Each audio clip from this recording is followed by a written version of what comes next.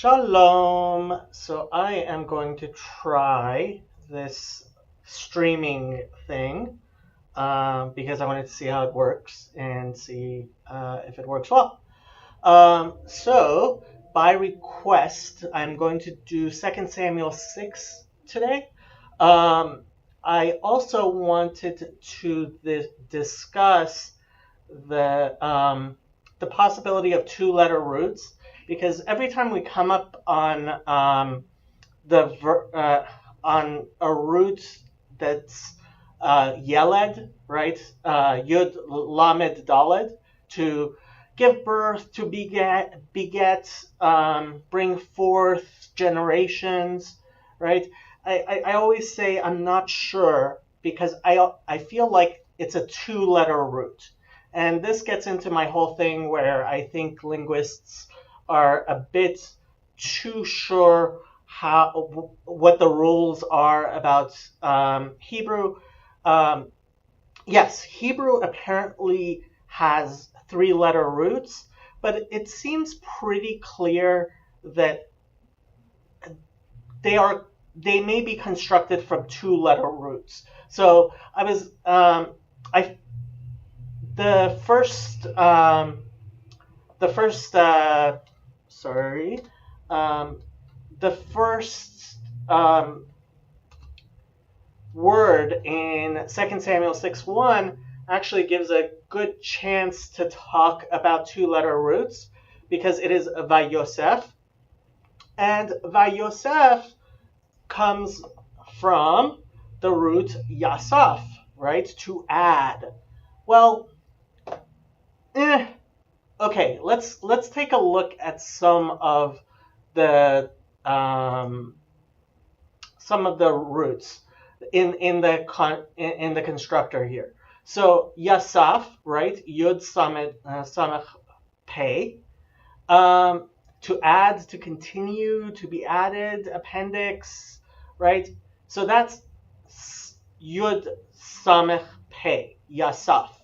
Okay, let's look at Samech Vav Pei. To end, final, finite.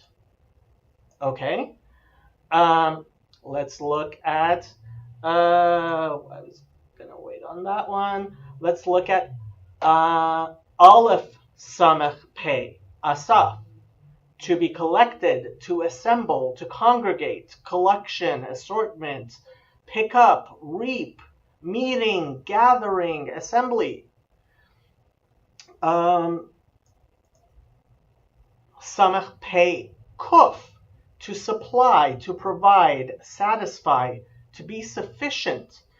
Flow rate, throughput. Well, this is more of a modern Hebrew thing, but sufficiency, to clap.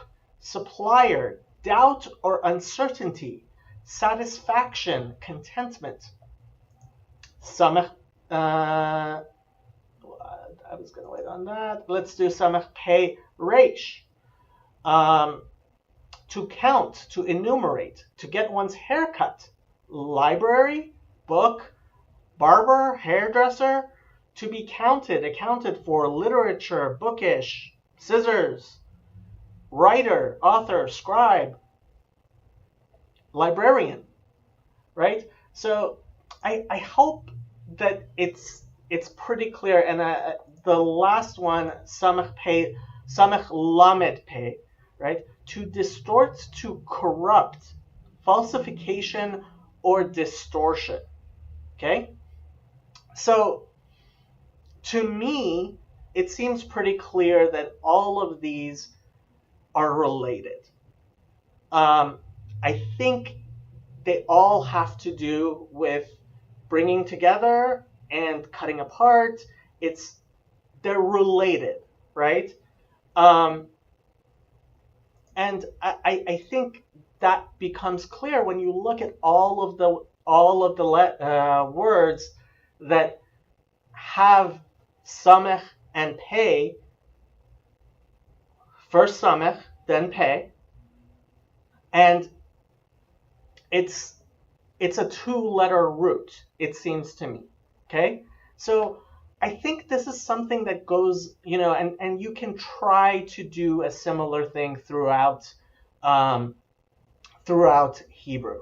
Um, I would recommend, actually. I mean, one of the most important things you can do in trying to understand the Bible for yourself is to look at the words which the Bible uses in the Hebrew and figure out their connection to each other, and that is done through the three-letter roots, which which these um, these words have.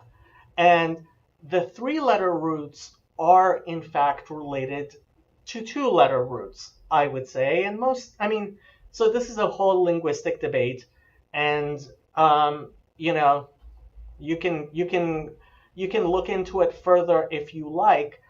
But one of the themes that I've been really talking about when you're trying to interpret the Bible, when you're trying to interpret Hebrew, is this theme of related roots, right?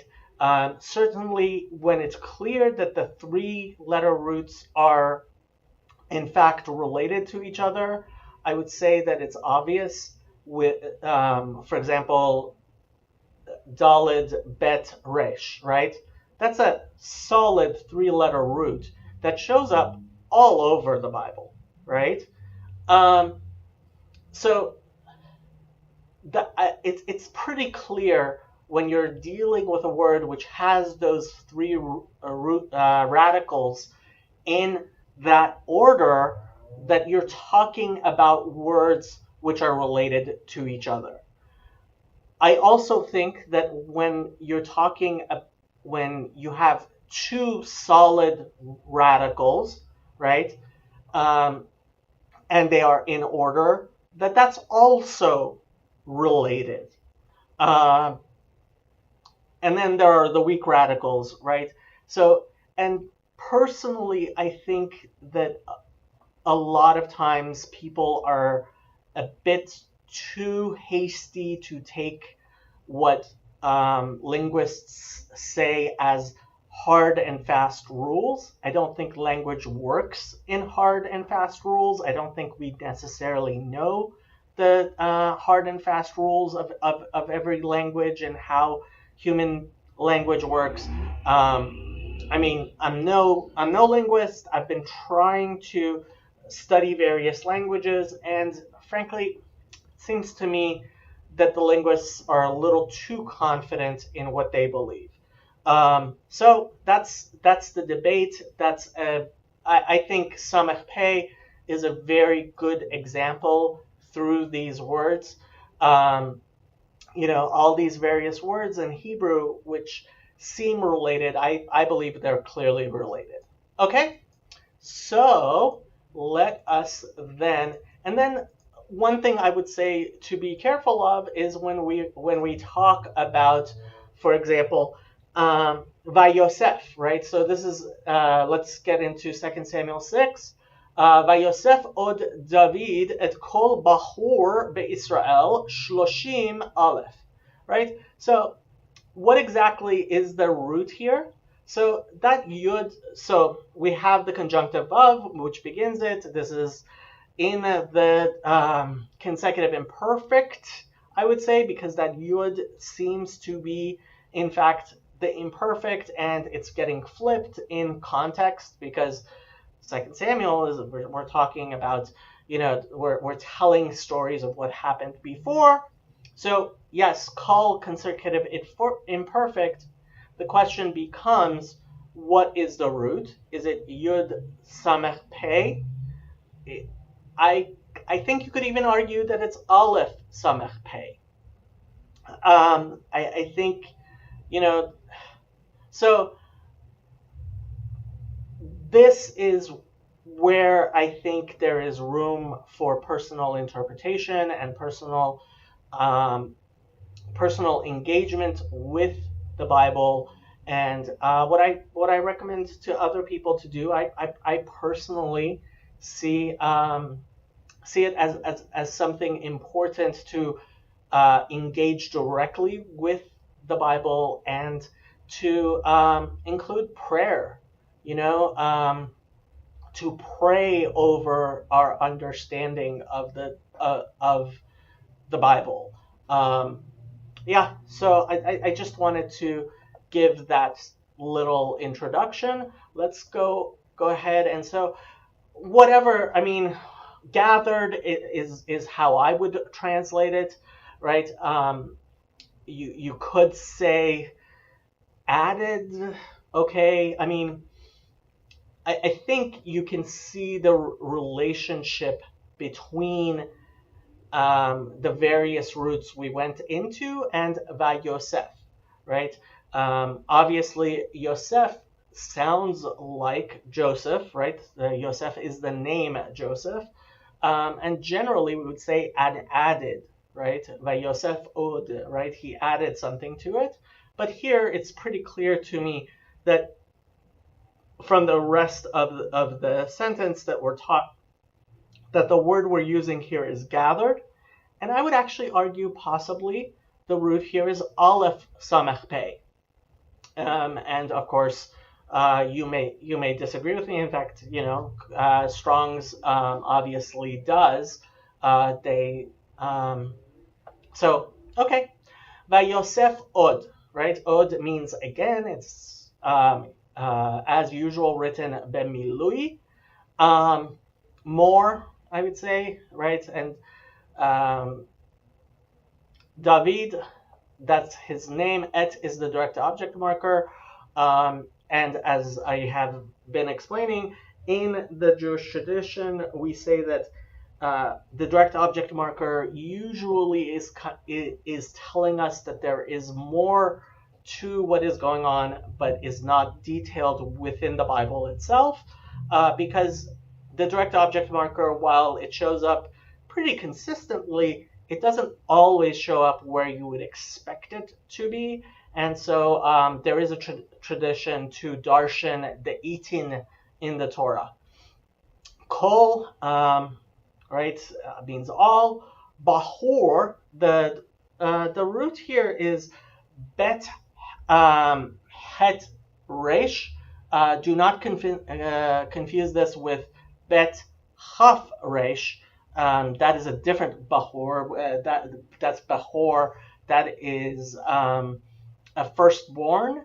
Here it is behira, from choosing, right? Asher bachar banu. So this. Don't get the het and the chaf confused. Two different ones. And bahur means chosen, I guess. They have the choice, right? Kol bahur be Israel, a prepositional bet. Israel is obviously Israel. Shloshim aleph. So shloshim, slightly surprisingly, is written bechisaron without the vav, but I mean, it means 30. Aleph, the word has changed from elef because it is at the end of a sentence. So 1,000 is usually elef. At the end of a sentence, it becomes aleph, right? So David gathered again another 30,000 choice men from Israel, Be Israel, in Israel, of Israel. Let's look at what King James does with this. Again, David gathered together all the chosen men of Israel, 30,000. Okay. NIV, David again brought together all the able young men of Israel, 30,000. So they're translating Bahur as able young. I'm not sure I'm a fan of that. Let's look at Chabad. And David continued to gather all the chosen of Israel, 30,000. Yeah. See, so there's, I mean, Vayosef od David. So you see that Yosef, really the disagreement here is whether how you translate Yosef and how you translate Bahur. and Chabad seems to be doing it in a very what you would normally expect out of these words out of context, right? Vayosef od, and continued, and they're saying that the gathering was implied, which apparently comes from the Rashis. Okay, so sorry, let's keep on going. Next verse. Vayakom vayelech. I am just going to check on the stream, see if well, I guess I think I'm the only concurrent viewer myself. We'll see if anybody says anything. If anybody is watching, say something. This is my first attempt at live streaming. Okay, Vayakom vayelech David v'chol ha'am asher ito מבעלי יהודה להעלות משם את ארון האלוהים אשר נקרא שם הוויה צבקות יושב הקרובים עליו. Interesting. So I switched between I said the Shem Elokut, and I stopped saying the names of God because I started thinking and I'm wondering, and so I interrupted myself. And usually I only use the Shem Shemayim if I am saying the verse completely. And this is an interesting verse. I think this is the actual verse that the person who asked for this was interested in. It's an interesting verse. So let's go through it. Vayakom. So conjunctive vav. This is the root kof vav mem to rise, right? To raise, establish. And they're saying it's in a call, consecutive imperfect. Yeah, I would vayakom. Yeah, I would pretty much agree with that. Yeah, and arose vayelech. So it is being flipped, obviously, in context, from the imperfect to the consecutive imperfect. Vayelech, so this is halicha, right? Hey lamed chaf, to go, right? Like lech lecha, and halacha, to go. Again, with the conjunctive vav and in the consecutive imperfect. So to go. David is his name. Vechol, so conjunctive vav again. Chol means all. Ha'am, that is the hey is the article. Means people, a nation, right? And it is in the singular. Asher is the pronoun relative, and they're reading into that asher as a present tense of the verb to be, who were, right? Well, kind of. And obviously, Hebrew doesn't have a present tense of the verb to be, so pronouns are sometimes used that way. Ito, this is the preposition et, not the direct object marker. That would be oto. Ito means with him. Oto means him, direct object marker. This is not that. Mi ba'alei Yehuda. So Baal is in the Baal means owners, masters. Obviously, it can refer to the idol. And Baalim is the plural of Baal. Baalei is the construct form. So there is the prepositional mem at the beginning of this, and this is a construct, a smichut, which is when two or more nouns in the Hebrew are used together to denote a combined concept, right? So this is Ba'alei Yehuda, right? I mean, they're not even translating this. Generally, I would say the the lords, maybe the leaders of Judah. We'll see what the translations say. Laha'alot, right? So prepositional lamed. This is the hif'il of um, ayin lamed hey in the infinitive form. Means to bring up, right? The korban olah is one of the sacrifices, and aliyah means to go up to Israel, for example. But this is laha'alot, and it is written bemilui vav, which is, I mean, I wouldn't read too much into it. A little unusual, maybe. So to bring up la'alot, or to go up, right? Mi sham, from there, right? Prepositional mem, sham means there. Et is the direct object marker. Aron, and it is usually written with the vav, and it's the ark, right? Ha Elokim, right? So this smichut, right? Aron ha Elokim is in smichut, is in construct form, and as normal, the article goes on the last noun in the construction. So Aron ha Elokim, right? The ark of God. And that's the Shem Elokut. Asher is the pronoun relative.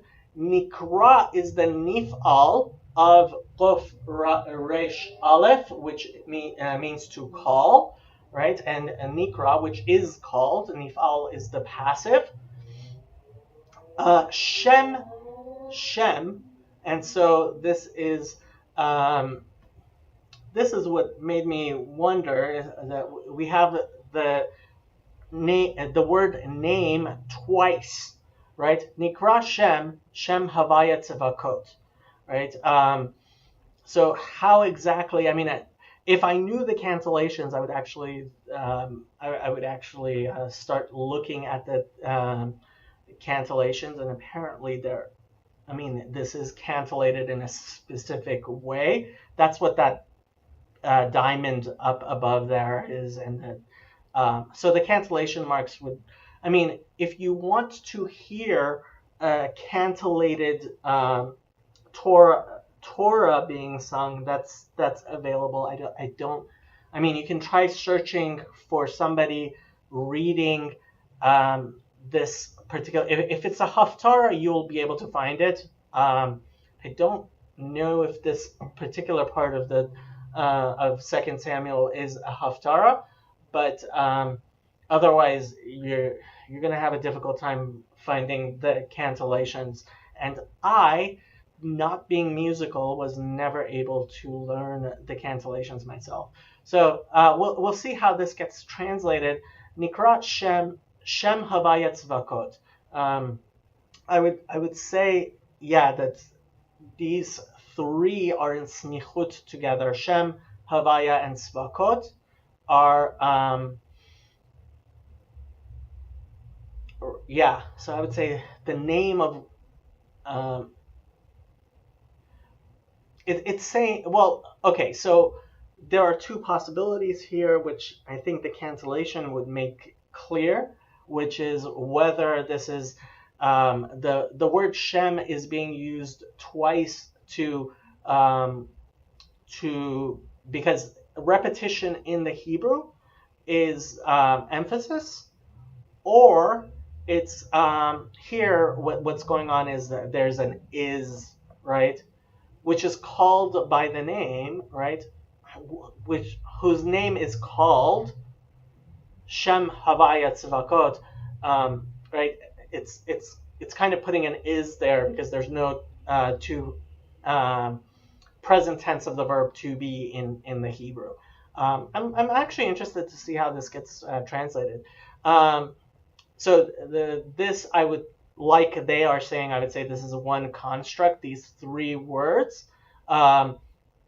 Shem meaning name. Havaya is, of course, the tetragrammaton. Tzvakot is usually gets translated as hosts, and people, because we don't use the word host like we used to, it really should be translated as armies, but people are used to, I mean, I'm sure the King James is going to translate that as hosts. I wonder if NIV is going to do that as well. Just remember that when we speak of a host here, the Shem Tzvakot, we are talking about a host as in an army.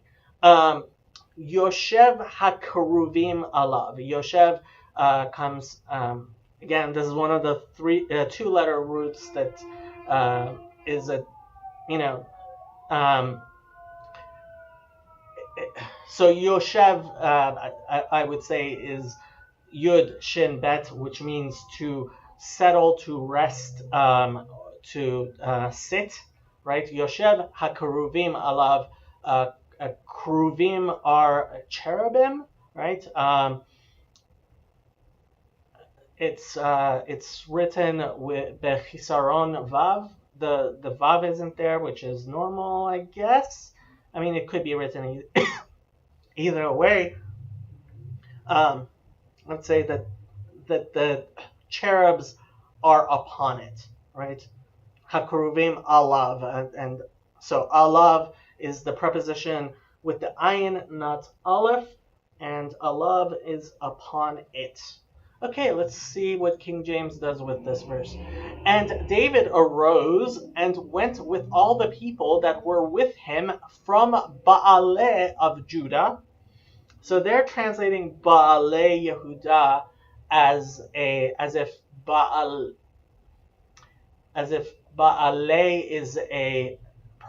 is a name of like a city in Judah. I'm not sure if, I mean, I would be interested to see if Chabad does it the same way, because it makes me, I personally would have assumed, without looking at anybody else's translations, that Baaleh Yehuda should be translated to masters, leaders of Judah. Okay. To bring up from thence the ark of God, whose name is called by the name of the Lord of hosts, that dwelleth between the cherubims. Cherubims is a funny thing, because cherub is the singular and cherubims is cheruvim is the plural. So I would not have pluralized it like that for sure. But that dwelleth, that the name of the Lord of hosts dwell. No, that's not how I would translate it, right? Shem Havaya Tzvakot Yoshev HaKeruvim Alav. See, I understand how they're translating it. I would not do it the same way. I think basically they're putting the commas in different places. And again, I'm really interested. I would love to actually hear somebody who knows the cantillations read this sentence cantillated. Let's see what NIV does with this. He and all his men went to Baalah in Judah, and that has a footnote, to bring up from there the ark of God, which is called by the name of the Lord Almighty, who is enthroned between the cherubim on the ark. Let's. There are two notes here. So it's saying, see 1 Chronicles 13:6. So that's apparently why they are translating Baaleh Yehuda as a particular city, Kiryat Yearim. I would be interested to see what 1 Chronicles says. Let's take a look. First Chronicles 16. Let's look at the Hebrew. Vayald David v'chol Yisrael ba'alota el kriyat Ye'arim asher liYehuda lahalot misham et Aron ha'Elokim. Right. Yes. Okay. So that's why they are translating, because ba'alata. Well, okay. So this morphology is not correct. That is the directional hey at the end, ba'alata, towards Baal, right? Towards Ba'ala, actually. Okay, so yeah, okay. So this is talking about the city of Kerat Ya'arim. I think Ya'arim means forests. Ya'ar, city of forests. Haha. See, I actually know some of my Hebrew. Okay, so that's why they're doing it, and yeah, I can see the parallels with First Chronicles 13:6. Okay, so that makes sense. Okay, let's see. Second. Okay, so Hebrew, Septuagint, and Vulgate do not have the name, so. Okay, I would probably say that probably whoever translated the Septuagint probably saw the two Shems one next to each other and only transcribed one of them, or translated one of them, which is understandable, and I would guess the Vulgate went off the Septuagint. Okay. Okay, let's see what Chabad does with this. And David arose and went with all the people who that were with him from Baalei Yehuda, and Rashi says the same thing, right? And apparently Joshua 15:9 also says the same thing. Okay. Okay. So that is a city. To bring up from there the ark of God, which is called a name, the name of the Lord of hosts, who dwell upon the cherubim being upon it.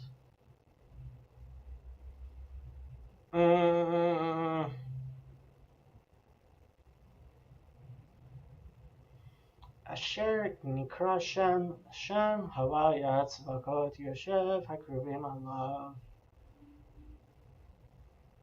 Oh, I see. Yoshev Hakruvim Allah.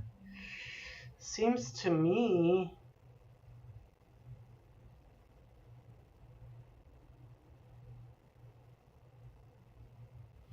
Oh. Okay. Yes. Wow. So they're doing one big construction. Yes. And I both see it, and I know enough of the cancellations to. I don't know much of the cancellations, but I believe the cancellations here. Yoshev Hakruvim. I see. Shem Havaya Tzvakot Yoshev Keruvim Allah. Okay. So what they are saying is that the name, right? Hashem Tzvakot Yoshev Hakruvim. One big name. The name of it is Havaya, the Lord of hosts, who dwells upon, who sits upon the cherubs, right? So the name of God, and this is a title of God, right? So you have this title, Havaya Tzvakot Yoshev Keruvim, HaKeruvim, right? The Lord of hosts, Yoshev HaKeruvim, who sits atop the cherubs, that name is upon it. Yeah, I would agree with that. Yeah, that seems right. Oh, well, Rashi's a little bit different. Oh, well, kind of. I wish I had the Hebrew of the Rashis here. I don't. Um, yeah, that's how I would translate it. I would say that the name that is called, right? The ark is called Havayet Zvakot Yoshev HaKeruvim. That's what I would say. That's my interpretation right there. Okay, let us keep on going. That's an interesting sentence there. Vayarkivu et Aron ha'elokim el agala chadasha vayisauhu mibeit Avinadav, asher begiv'ah ve'uz'ah va'achio bnei Avinadav nohagim et ha'agala chadasha. Okay. So vayarkivu. So this is the root here is resh chaf bet, which means to ride. It's in the hifil causative, so it means to put upon, right? Laharkiv is to basically set upon. So yeah, I would say that they put it upon, right? Et is the direct object marker. Aron means ark. Ha Elokim, right?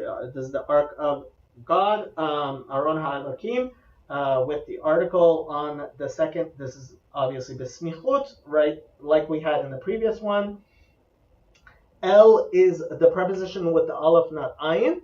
Agala means a cart, yeah, chariot, I guess you could call it.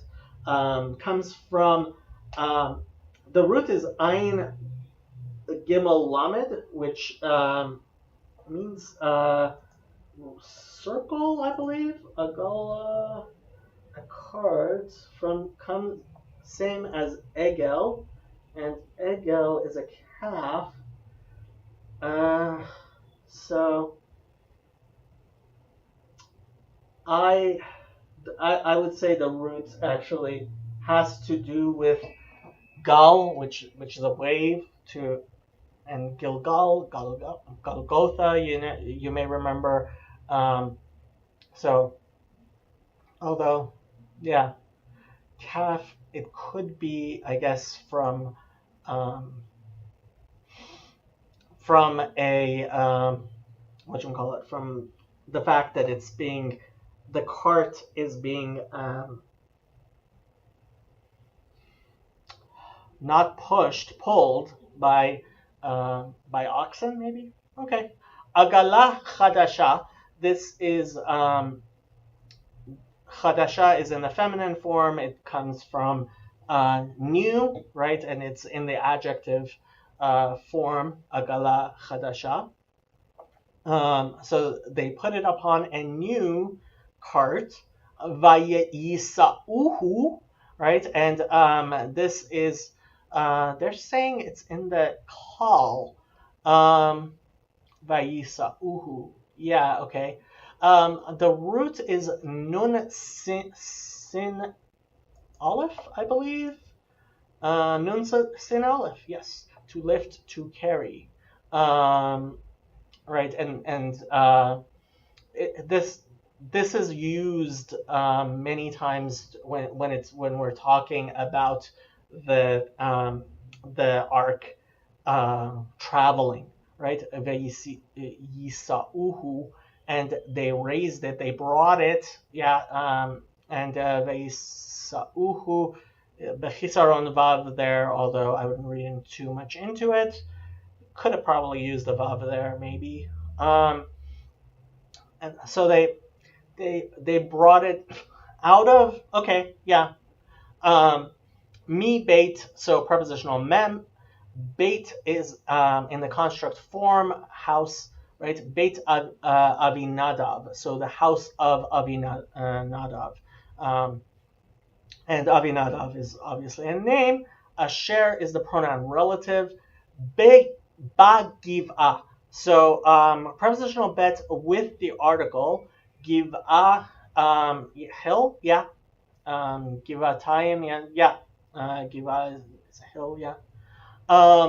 It comes from Gavoa. Gimel bet ayin means tall, height, right? Bagiva, that is on the hill. There is the vocalization there tells you that there is an article on Giva there. Ve'uza ve'achyo b'nei Avinadav. Okay, so it's on a hill, right? His house was on a hill, and Uzzah, so conjunctive vav, Uzzah is a name. Achyo is also a name. You might want to say that his brother, I guess you could try translating Achyo. Achyo, you might say, is his brother. But I would, either his name was Achyo, or his name isn't given. Bnei Avinadav is again in smichut, right? Bani means sons. Avinadav is his name again. Nohagim means to guide. This is where the word minhag, tradition, also comes from. Nun he gimel. Nohagim without a vav, could have had a vav, but doesn't. That's fine. Drove. Yeah, that's what I would say it. Et is the direct object marker, ha'agala chadasha. And you'll notice that this, we know that the chadasha here is an adjective as opposed to agala chadasha being smichut. This is not in construct form. This is an adjective modifying cart because the hay is on the first noun, not on the second. Okay, the new cart. Okay, let's look at the translations. Verse 3, King James. And they set the ark of God upon a new cart and brought it out of the house of Avinadav that was in Gibeah, and Uzzah and Achyo, the sons of Avinadav, drave the new cart. Well, makes sense. Okay, I am just gonna check that the thing is fine, the stream is fine, seems fine.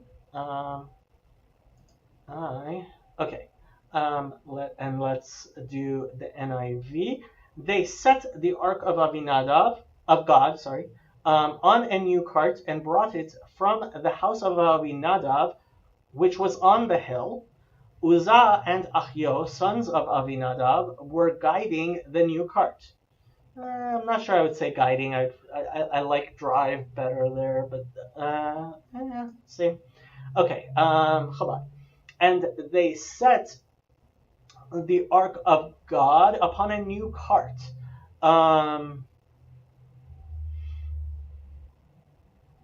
Oh, and Rashi has this thing to say there. Yeah, you can read the Rashis. I'm not going to do all the Rashis. And they carried it from the house of Avinadav that was on the hill, and Uzzah and Achyo, the sons of Avinadav, drove the new cart. Okay, let's keep on going. Vayisa'uhu mi beit Avinadav asher bagiva im Aaron ha'elokim va'achyo holech lifnei ha'aron. And that's how we know that Achyo is his name, and it's not his brother, because yeah, that would not make sense in this sentence. We've had all these words, but let's go over them. Vayesauhu, again, they brought, like we had in the previous sentence, there's a conjunctive of, it's in the imperfect, getting flipped. Mi beit, so prepositional mem, beit Avinadav, the house of Avinadav, asher, pronoun relative, ba giva, on the hill, right? On the hill, yeah. Im, this is the preposition with the ayin, meaning with. Aron ha'elokim, right? The ark of God. Ve'achyo, and achyo, right? Conjunctive of, achyo is the name here. Holech was going. That's same root as the Yelech we had it in verse 2 with David. Lifnei ha'aron. So lifnei means in front of, before, right? Panim is means face or to turn. Pone means to turn. Panim is lifnei, prepositional lamed. Lifnei means before. It is in the construct. Lifnei ha'aron, in front of the aron. Okay, let's take a look at verse 4.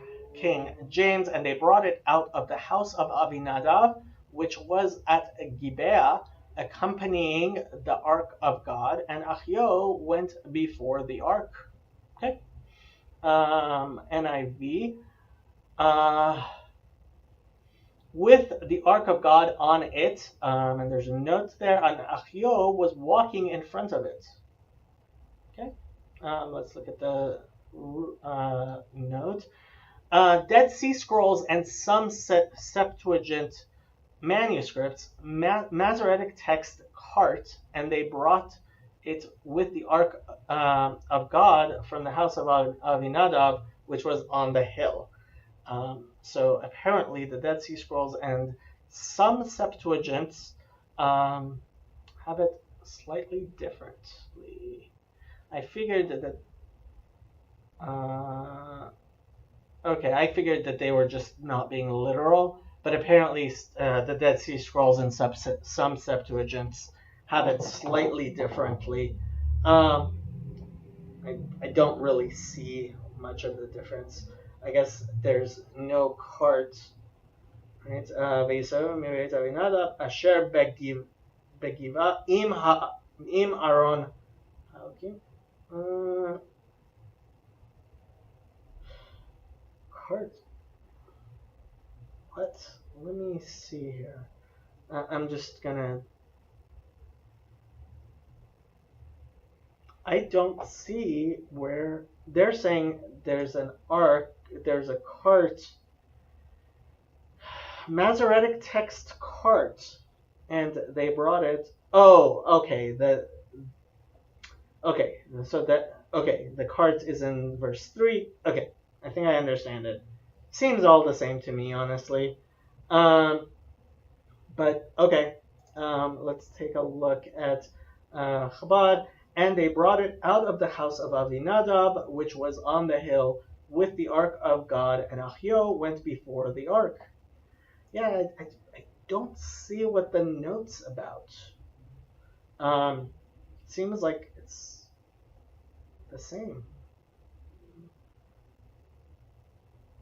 Oh, and they took it from the house of Avinadav? Yeah, that... I honestly have no idea why there's a note there, but okay. Verse 5. ודוד וכל בית ישראל משחקים לפני הוויה בכל עצי ברושים ובכינורות ובנבלים ובתופים ובמנעים ובצלצלים. These are all instruments. I mean, it's hard to know the exact instruments. We'll take a look at it. So David, right? Conjunctive of, David is his name. Vechol, conjunctive of again. Chol means all. Beit Israel, it's in Smichut, the house of Israel. Mesachakim, so the root here is sin het guf, and like we were saying, we just had this in Genesis as well. Schok means it means joy and happiness. It can to play, but it can also be too much playing. So it can have a connotation of being too much exuberance. So that's chok, right? And you can look in your concordance to see this is sin het kof. And why is this not showing where it shows up in? I'm not sure why it's not showing where it shows up in Genesis, because this is the same verb that I remember from what's his name? Ishmael was playing. Shachak, no. This is okay. I just want to check. Ishmael was playing.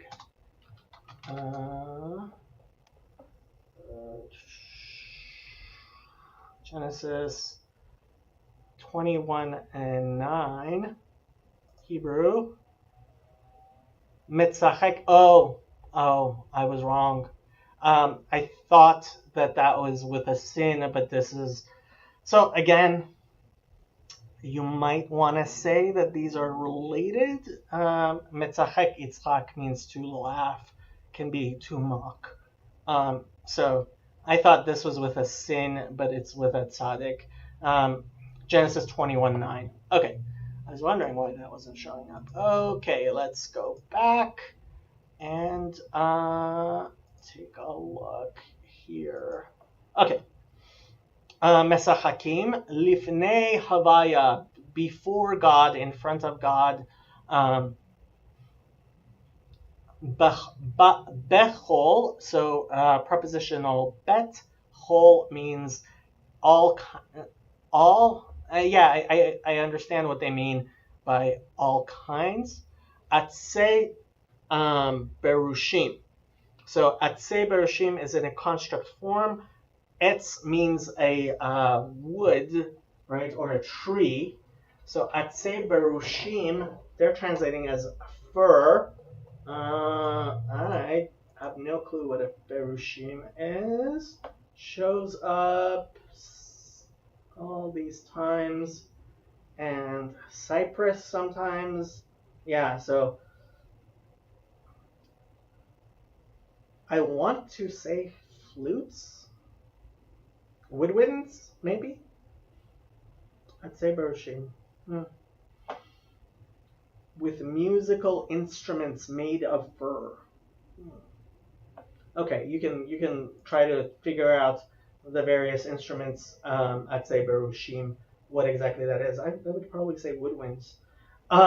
Uvechinorot, so conjunctive vav, all of these have a prepositional bet at the beginning. Kinor is, they're translating as harp. I've also seen it as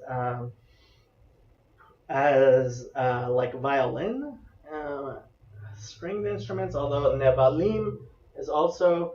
So these are all instruments, and they show up many times, and you can look in your concordance to try to find it in other places.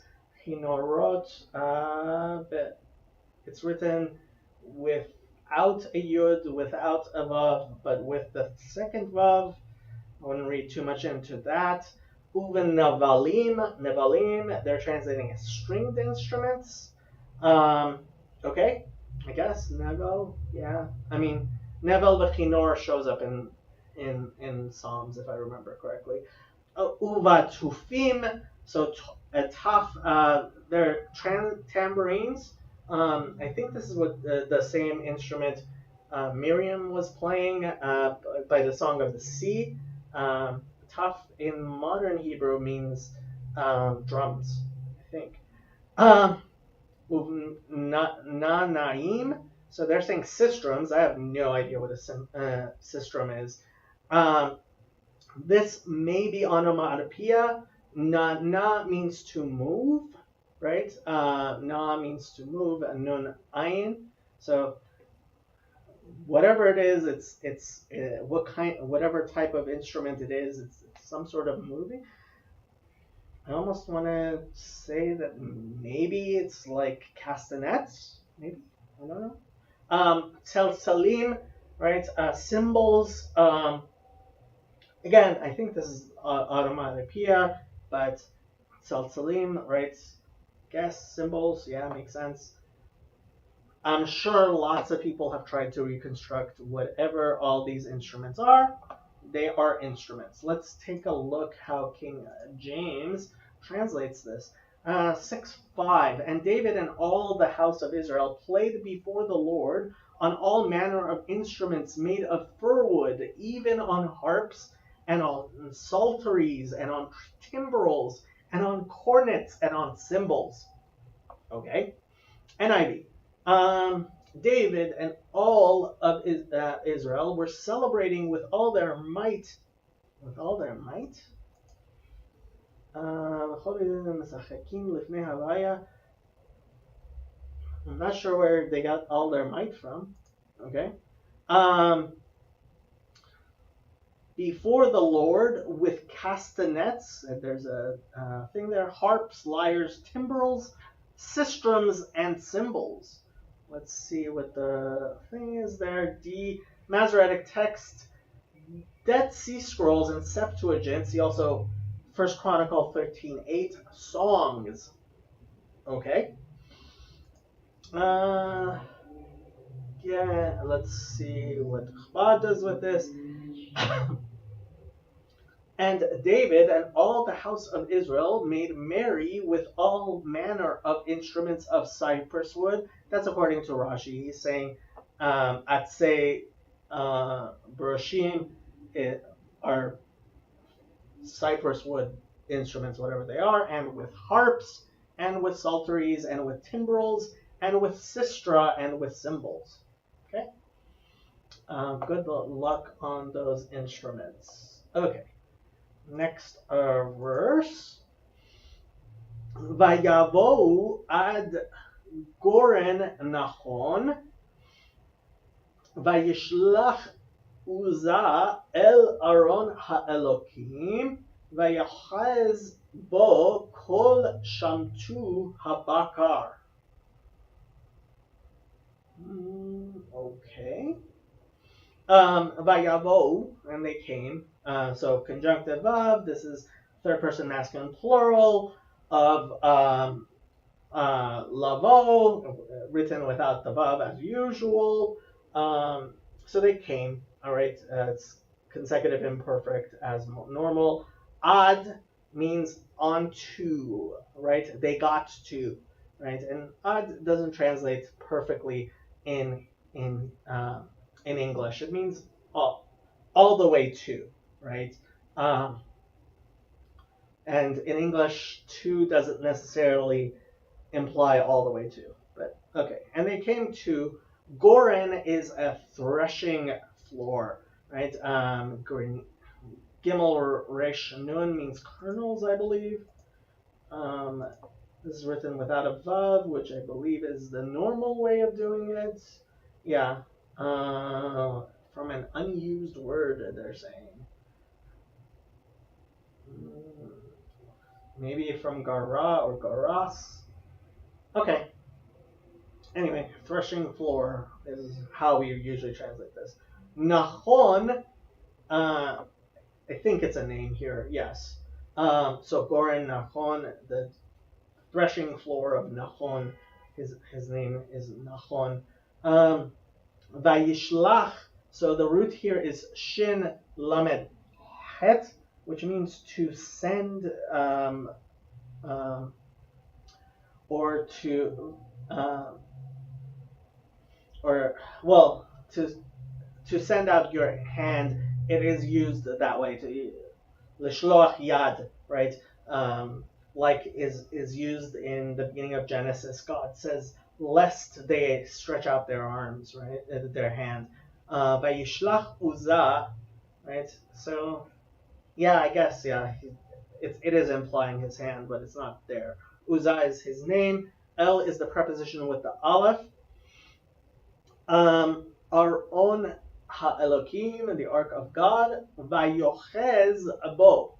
So the root here is aleph het zayin, which means to grasp, achizah, right? So he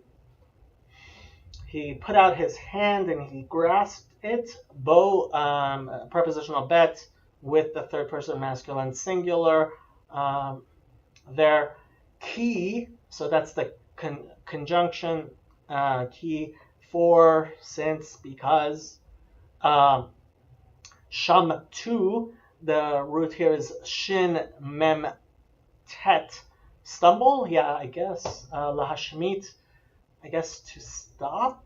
Shmita, to let drop. So the Shemitah is the 7th year that you leave fallow, to release. Yeah, Shamtu. Yeah, so Ha-Bakar. So the oxen, Ha-Bakar. The hay is the article, and Bakar, although the root here is a bet kof resh, which means to greet, Bakar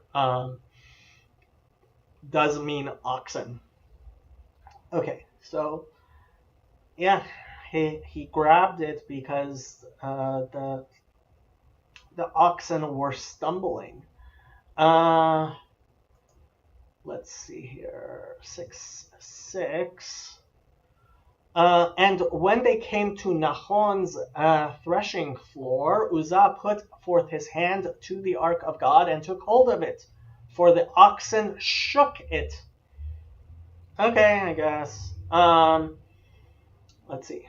When they came to the threshing floor of Nahon, Uzzah reached out and took hold of the ark of God because the oxen stumbled. Okay, let's see what Rashi says. And they came to Goren Nahon. So they're not translating Goren. They're saying Goren Nahon is the name of the place, which could be, and Uzzah put forth his hand to the ark of God and grasped hold of it, for the oxen swayed it. And Rashi bases that on Deuteronomy 19:5. So if you want to take a look at that. And he gets it from the Targum Yonatan. Okay. Now, Rashi earlier said that the error was actually putting it on a agala, putting it on a cart to begin with, because it says that it says in Numbers 7:9 that it should be on their shoulders and not on a cart, and he says that's why it was particularly bad. Okay, let's keep on going. Vayichar af Havaya be'Uzzah, vayakehu sham ha'elokim al hashal Vayamot sham im Aron ha-Elokim. Ooh. You know, sometimes you gotta wonder. Okay. So Charon af, the root here, I believe, is Chet Resh He, which means to arise, to be kindled or burn. Yeah, Chet Resh He. Charon af means af. Af literally means nose, but Charon af, burning of the nose in Hebrew means to get angry. So, it's, I guess I think you can understand how that would be. But Charon af shows up many times in the Bible if you're interested in that particular thing, right? And Vayichar, that's in the consecutive imperfect. Af Havaya, right? The anger of God, right? In the smichut, right? And it's in a construct form. And this is something that shows up many times in the Bible if you're interested. Be'uza, so prepositional bet, uza is his name. Vayakehu, right? Lahakot, this is the hefil of chaf hey hey? No, nun chaf hey, to smite. Vayakehu. And yeah, I mean, this shows up so many times. It's lahakot, to strike, right? So, and God stroke him, right? So the vav at the end is the third person masculine singular. So, and God struck him, right? Well, it doesn't say who struck him, but Sham ha-Elokim, later it says that. Okay, so struck him. Sham is there.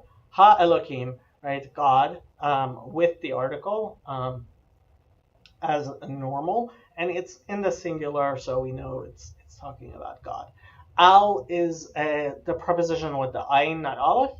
Hashal, so I am not familiar with that word, shal, and it shows up precisely only once in the whole Bible. Okay, so that is why I am not familiar with it. Translated as irreverence, maybe. Interesting. Shal.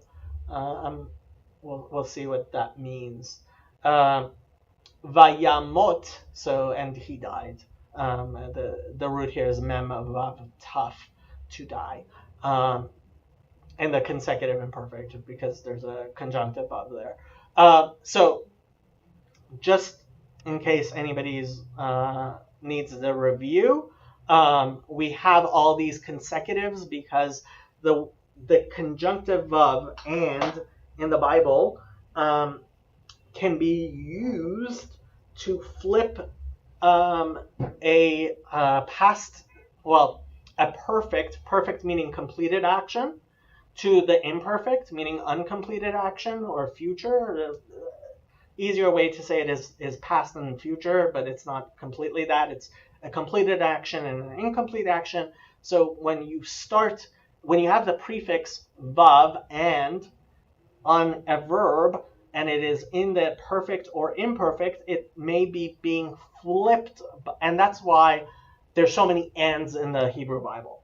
Okay, so honestly, you probably shouldn't translate all the ands in the Bible because they may just be flipping the tense, which it's normal for the text to do that over and over again.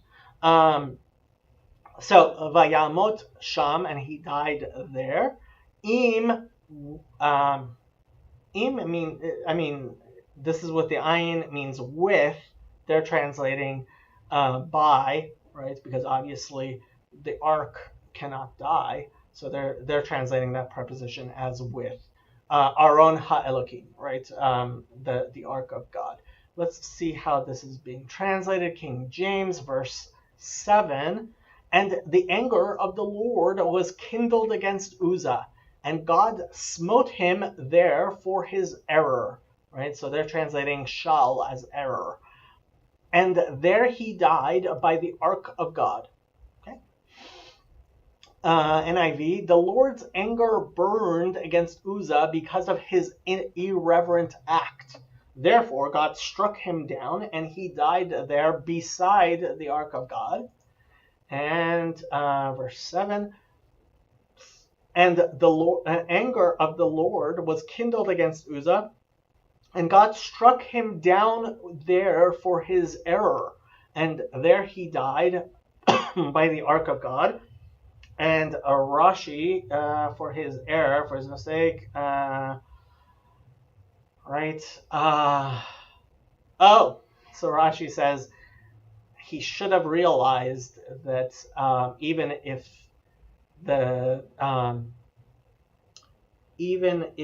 the oxen stumble, the ark can bear itself. Okay, so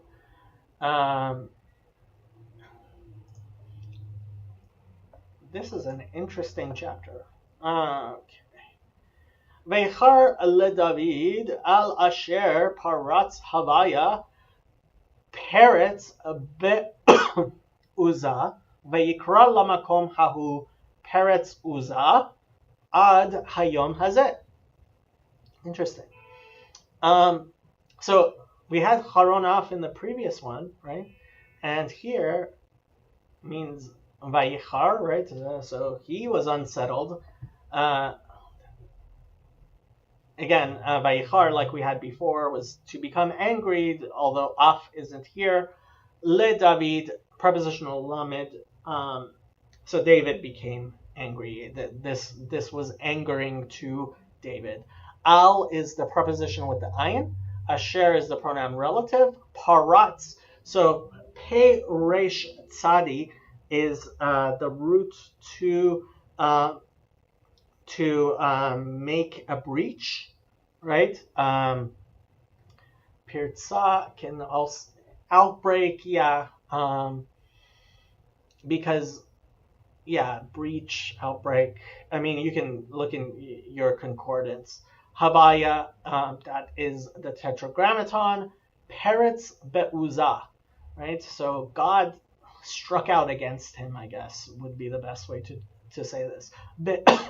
Upon Uzzah, right? Prepositional bet, Uzzah is his name. And this is a very interesting thing because this is very Hebrew Bible type thing. David gets mad at God. He's like, oh, look, what are you doing? Why, And it's a very Jewish thing to struggle with God like that. It's very Hebrew Bible. Vayikra, and was called, right? Kof Resh Aleph, we've had many times to call. La Makom, prepositional lamed, with the article. Makom is a place, right? So he called that place, that Hahu. So Hahu, the pronoun third person masculine singular here, has the article on it because Hamakom Hahu, right? That specific place, it's being very specific. It's a normal construction we have. Peretz Uzzah, so that's how it got its name, Peretz Uzzah, the breach of Uzzah. Ad Hayom Hazeh. And this is a normal little construction here, until this day, right? Ad meaning to, Hayom, day with the article. Hazeh, again, the pronoun with the article is being used to say this day, until today. This is a thing that shows up a lot in the Bible. Okay, 6:8. And David was displeased. And I understand how they translate Vayichar without af as not being really angry. I think it bothered because Charon Af is very specifically to be angry, right? Yichar by itself, I would say, I would translate it as displeased. I think that's fine. Bothered, because the Lord had made a breach upon Uzzah, and he called the name of the place Perez Uzzah, right? Peretz Uzzah, to this day. Let's see what. Then David was angry, so they're translating it again like anger, right? And they're not including the burned. I'm not sure I would do that. Because the Lord's wrath had broken out against Uzzah. Okay, maybe to this day this place is called Peretz Uzzah, and there's a note, which I'm guessing will say Peretz means outbreak against, right? And yeah, means outbreak against Uzzah. Correct. Chabad and David was angered because the Lord had made a breach upon Uzzah, and he called that place Peretz Uzzah unto this day. I actually like the King James there better. Okay. I am just going to check on the stream. Okay, seems like it's going fine, hopefully.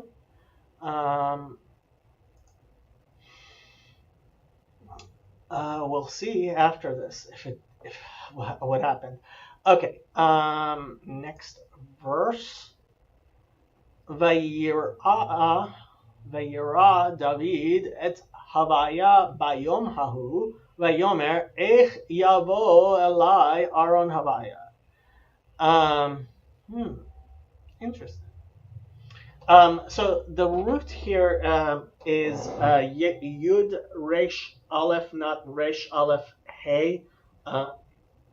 Again, you can get into the two-letter roots here, but Resh Aleph Hey would be to see. Yira here is to be afraid, and pretty much you have to know that contextually, which one it is here. Conjunctive vav, it's in the imperfect. So yeah, David is his name. Et is the direct object marker. Havaya being the tetragrammaton. Ba yom hahu, right? So prepositional bet with the article. Yom hahu means that day, again with the pronoun with the article like we had in the previous sentence. Vayomer, and he said, and the root here to say Amar Aleph Mem Resh, we say is a softer saying than Dibur Dalet Bet Resh, which is, I would say, a more which is a stronger one. Eich, right? Interjection, how, right? Eich Yavo Elai. So the root here is a bet vav aleph, to come, and it's written with a vav, which is a little strange. It's the milui. Yavo oftentimes doesn't have that vav, but I guess either way. Elai is the preposition with the aleph, not ayin. Upon me, right? Aaron Havaya. So he's like, he's afraid. He's like, look,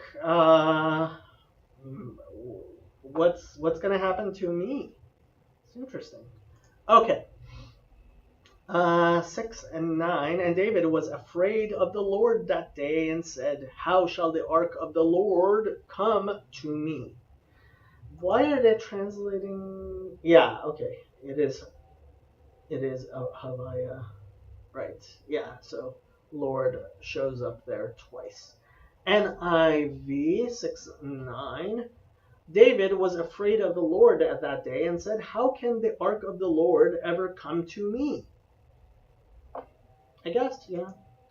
6:9. And David was afraid of the Lord that day, and he said, how can the ark of the Lord come to me? So everybody agrees, and I agree it's a pretty simple sentence. Clearly. Okay, velo ava David lahasir alav et Aaron Havaya al ir David vayatehu David beit Oved Edom Hagiti. Okay. So conjunctive vav, lo meaning not, ava is interesting. How many times does ava show up? It actually shows up 55 times in the Bible. It's an interesting root there, to be willing to consent. Huh. Aleph bet hey. You can look in your concordance. Be willing, Ava. Yeah. It's kind of like an interjection, I always thought, but Lo Toeva. Genesis 24 is the first time it shows up. You can look in your concordance there for that root there. It's in the call perfect. Aleph bet hey, and yes, I would agree that is the root there. Okay, David is his name. Lahasir. So this is the Hefil. I believe the root is Samech Vav Resh, which means to move away, to go, to take away, to turn aside. Yeah, Samech Vav Resh. And it's in the Hefil. It's in the causative, right? So David's like, hey, maybe I shouldn't be moving this thing. Alav is the preposition with the aleph, not ayin, upon him. Et is the direct object marker. Aaron Havaya. So it's switched from Aaron Elohim to Aaron Havaya. If you're keeping track of the names, this is using the Tetragrammaton, whereas previously it was using the Shem Elokut. Al is the preposition with the ayin, not aleph. Ir is a city. Ir David, right? The city of David, which is obviously a place. It's in a construct form. So he decided not to take it up to Jerusalem, the city of David. Vayatehu, well, the city of David is a little bit off from Jerusalem. So lahatot means to turn. I think the root is hey tet hey, nun tet hey. Okay, yeah, netoa layat. This it shows up many times. It's just a little bit thing. 213 times. So he turned it away, right? Vayatehu, the suffix there is the third person masculine singular, right? So and he turned it aside. David is his name. This is in the Hefil to turn, right? To the causative, consecutive imperfect, because the Vav is flipping it. David, Beit Oved Edom, right? To the house of, I guess the name of the guy is Oved Edom, which literally means the servant of Edom, right? Hagiti, and he was a Gittite, right? So Gitti is one of the,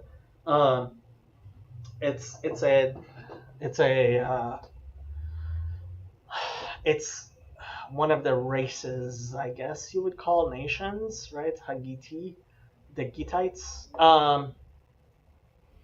Anyway, yeah. So he decided maybe we shouldn't move this so much. Verse 10. So David would not remove the ark of the Lord unto him into the city of David, but David carried it aside into the house of Obed Edom, the Gittite. Okay. Now King. Am I reading the wrong one? Yeah. verse 10. He was not willing to take the ark of the Lord to be with him in the city of David. Instead, he took it to the house of Obed-Edom, the Gittite. Okay, pretty clear there. And David did not want to remove unto him the ark of the Lord into the city of David, and David took it aside to the house of Obed-Edom, the Gittite. And Rashi actually says, based on 1 Chronicles 26:4, that Obed-Edom was actually a Levite, so he probably lived in the area of the Gittites. Because if he's a Levite, obviously he is Israelite. Okay, and you can look, well, let's take a look at 1 Chronicles 26:4. לבית אדום, שמאי הבכור והזובה השני, זכר הרביעי ונתנאל. So Obed-Edom shows up there, and these are the gate sentries of the Korachites, and Korach was a Levite. And that's where Rashi's getting that. Okay. Okay. Next verse. Vayeshev Aaron Havaya Beit Obed-Edom Hagiti Shlosha Chodashim Vayivarech Havaya et Obed-Edom ve'et kol beito. Interesting.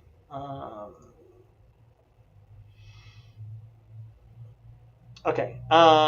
So Vayeshev is so the root is Yud Shin Bet, and they're saying it's in the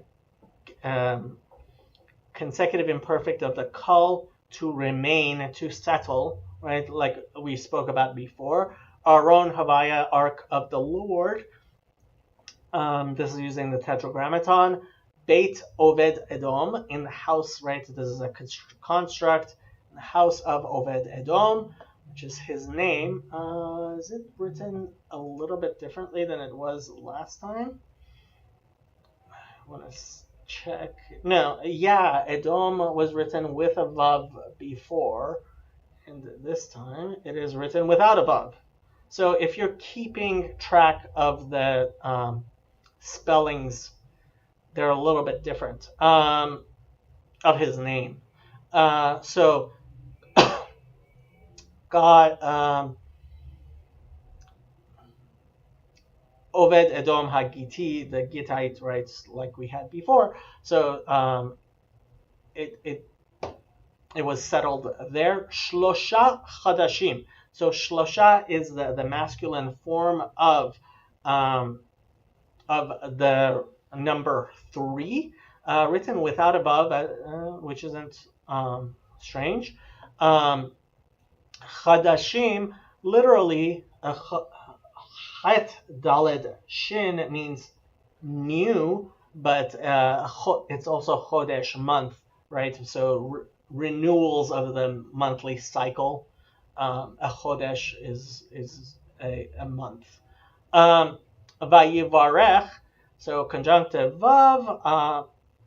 The root here is bet resh chaf, which means to bless, and it shows up a lot.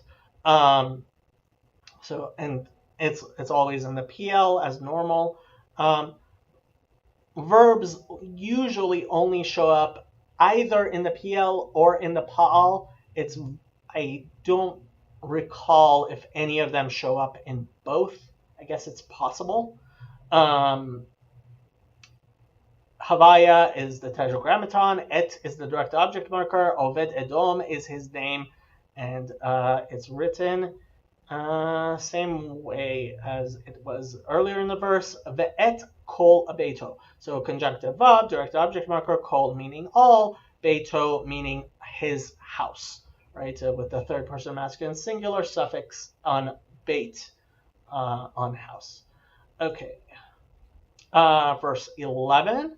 And the ark of the Lord continued in the house of Obed Edom, the Gittite, 3 months, and the Lord blessed Obed Edom and all his household. Okay.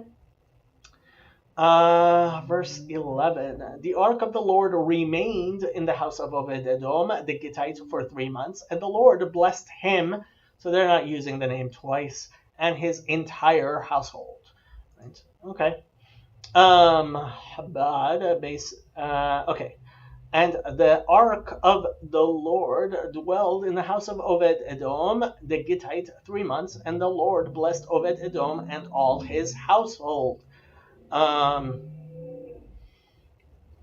Rashi makes another reference to Chronicles where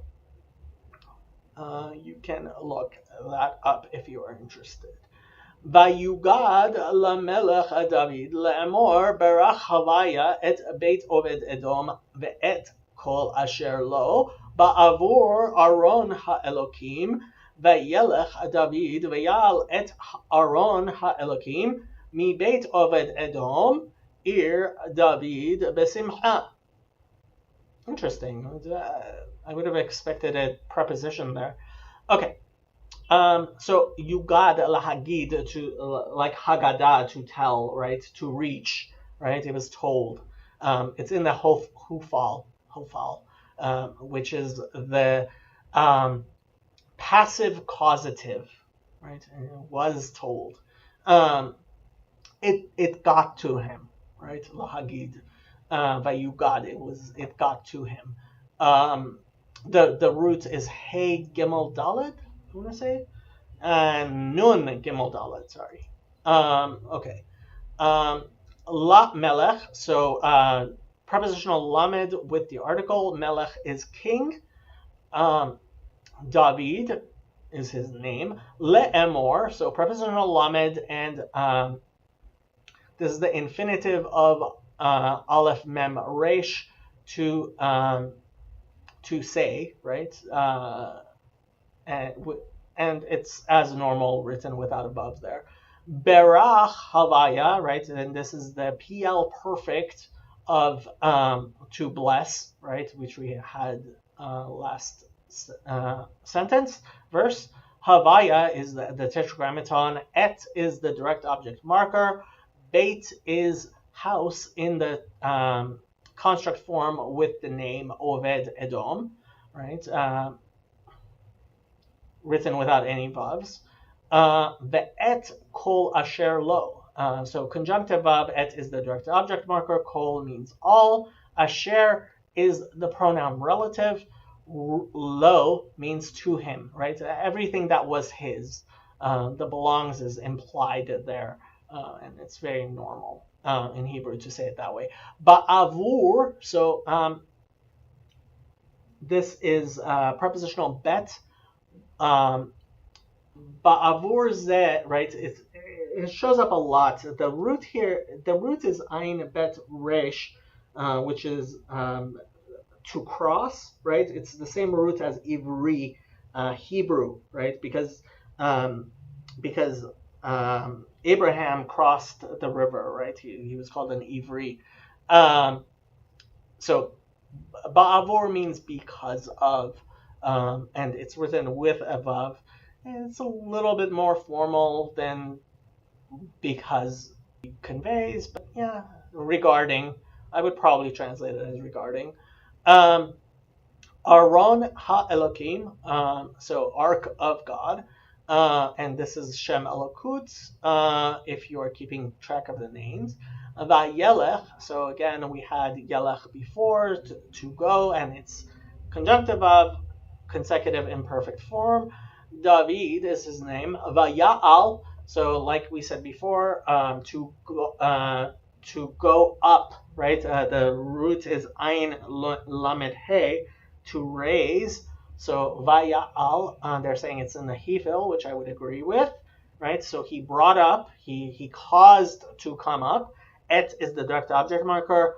Aron ha'elokim, right? The Ark of God, which we've had many times. Mi beit, so prepositional mem, from Beit Oved Edom, the house of Oved Edom in a construct, as we've had before. Ir David besimcha. Now, I would have expected more prepositions right here, right? It doesn't actually say to the city of David besimcha, but yeah, obviously that's what it means, but the preposition isn't there. Ir means city, like we had before. Ir David, we spoke about the city of David. Bet simcha, prepositional bet. Simcha means gladness, happiness, with joy, right? Samech mem chet. Let's see here. King James, verse 12. And it was told King David, saying, the Lord hath blessed the house of Obed Edom, and all that pertaineth unto him, because of the ark of God. Did we switch back to Aron Elohim? Yeah, we did. Yes.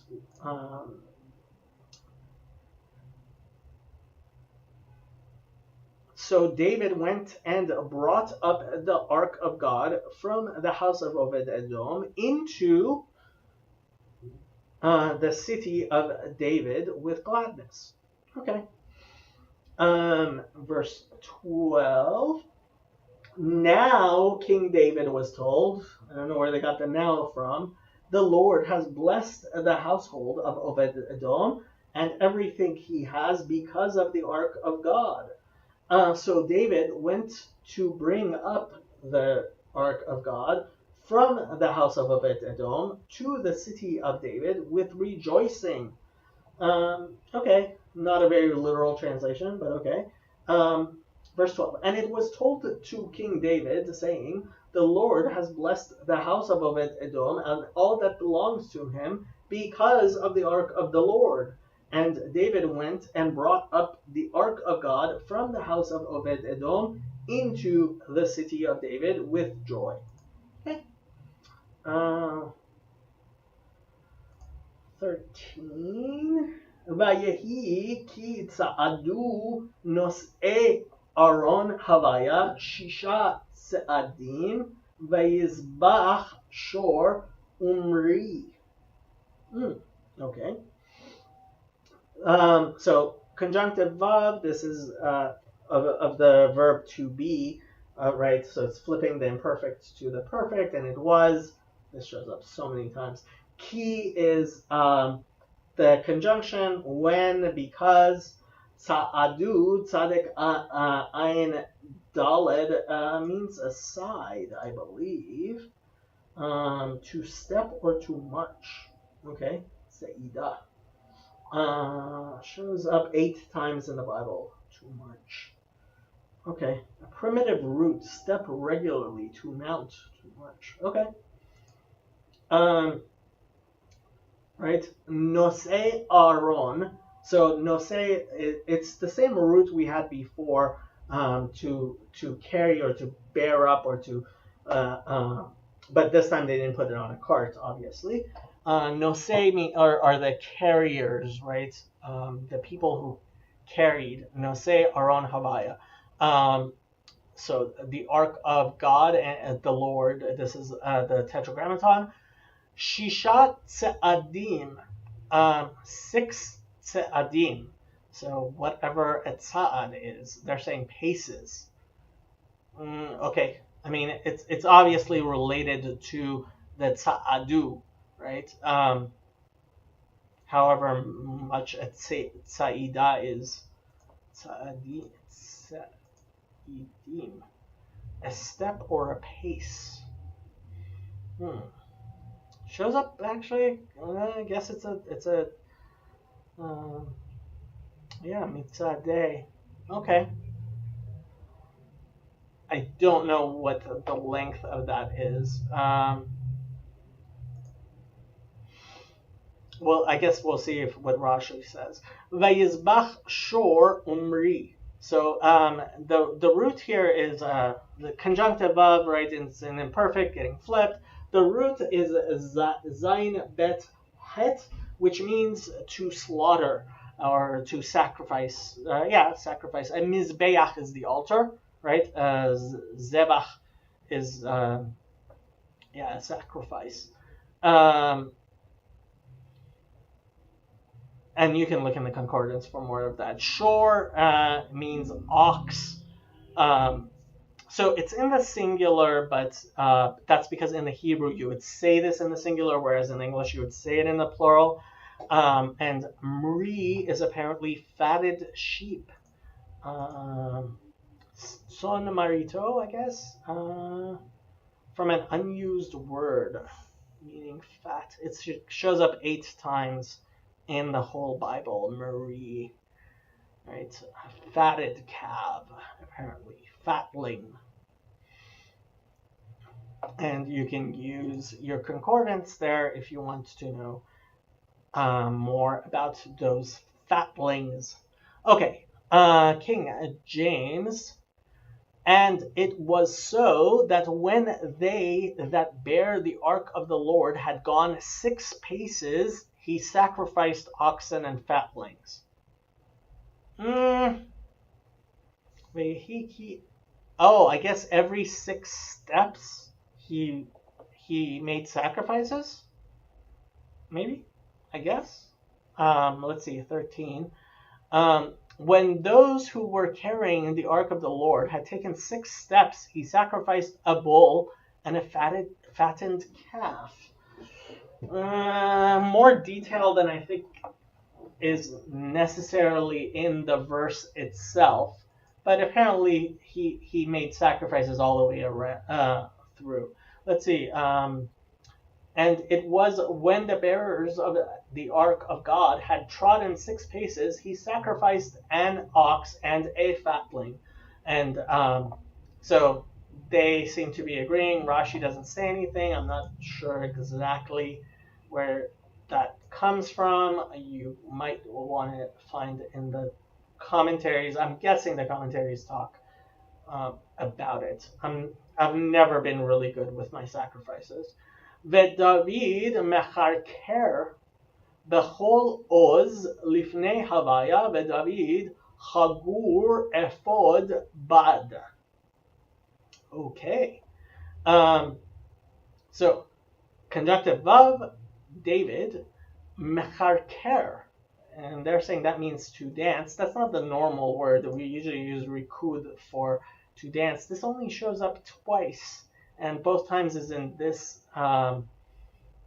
is here, right? I guess leaping and dancing. Mepaziz ou mechaker. Okay, we'll see.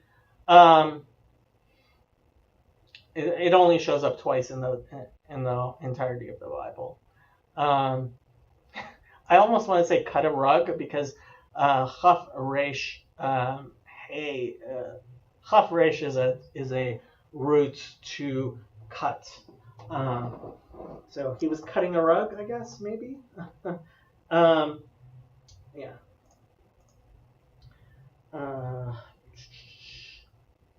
And this is a particular form to lepalpel, I guess it is, which is a rare form that shows up. If you want to know exactly what the morphology is, there you can use this morphology index that we have here on readthedocs.io. And I'm not going to wait for that to load, but you can look it up there for the rarer forms. Bechol oz. So conjunctive vav, chol meaning all, oz means strength.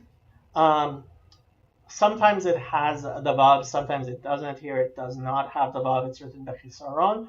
But Bechol oz, right? When you say somebody does it something with all their strength, you say bechol oz. He does it with all his might, right? Lifnei havaya.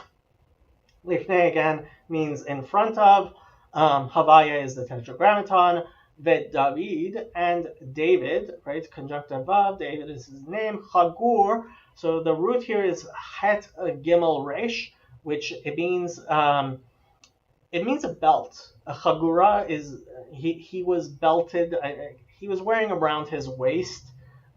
It's I guess we don't have an English word for this particular thing, right? Chogra ba'oz motneha. Yeah, we talk about girding your loins. Girded, I guess, is the specific thing. This came up. Let me see if they have pal pol pal. So the stem pol pal is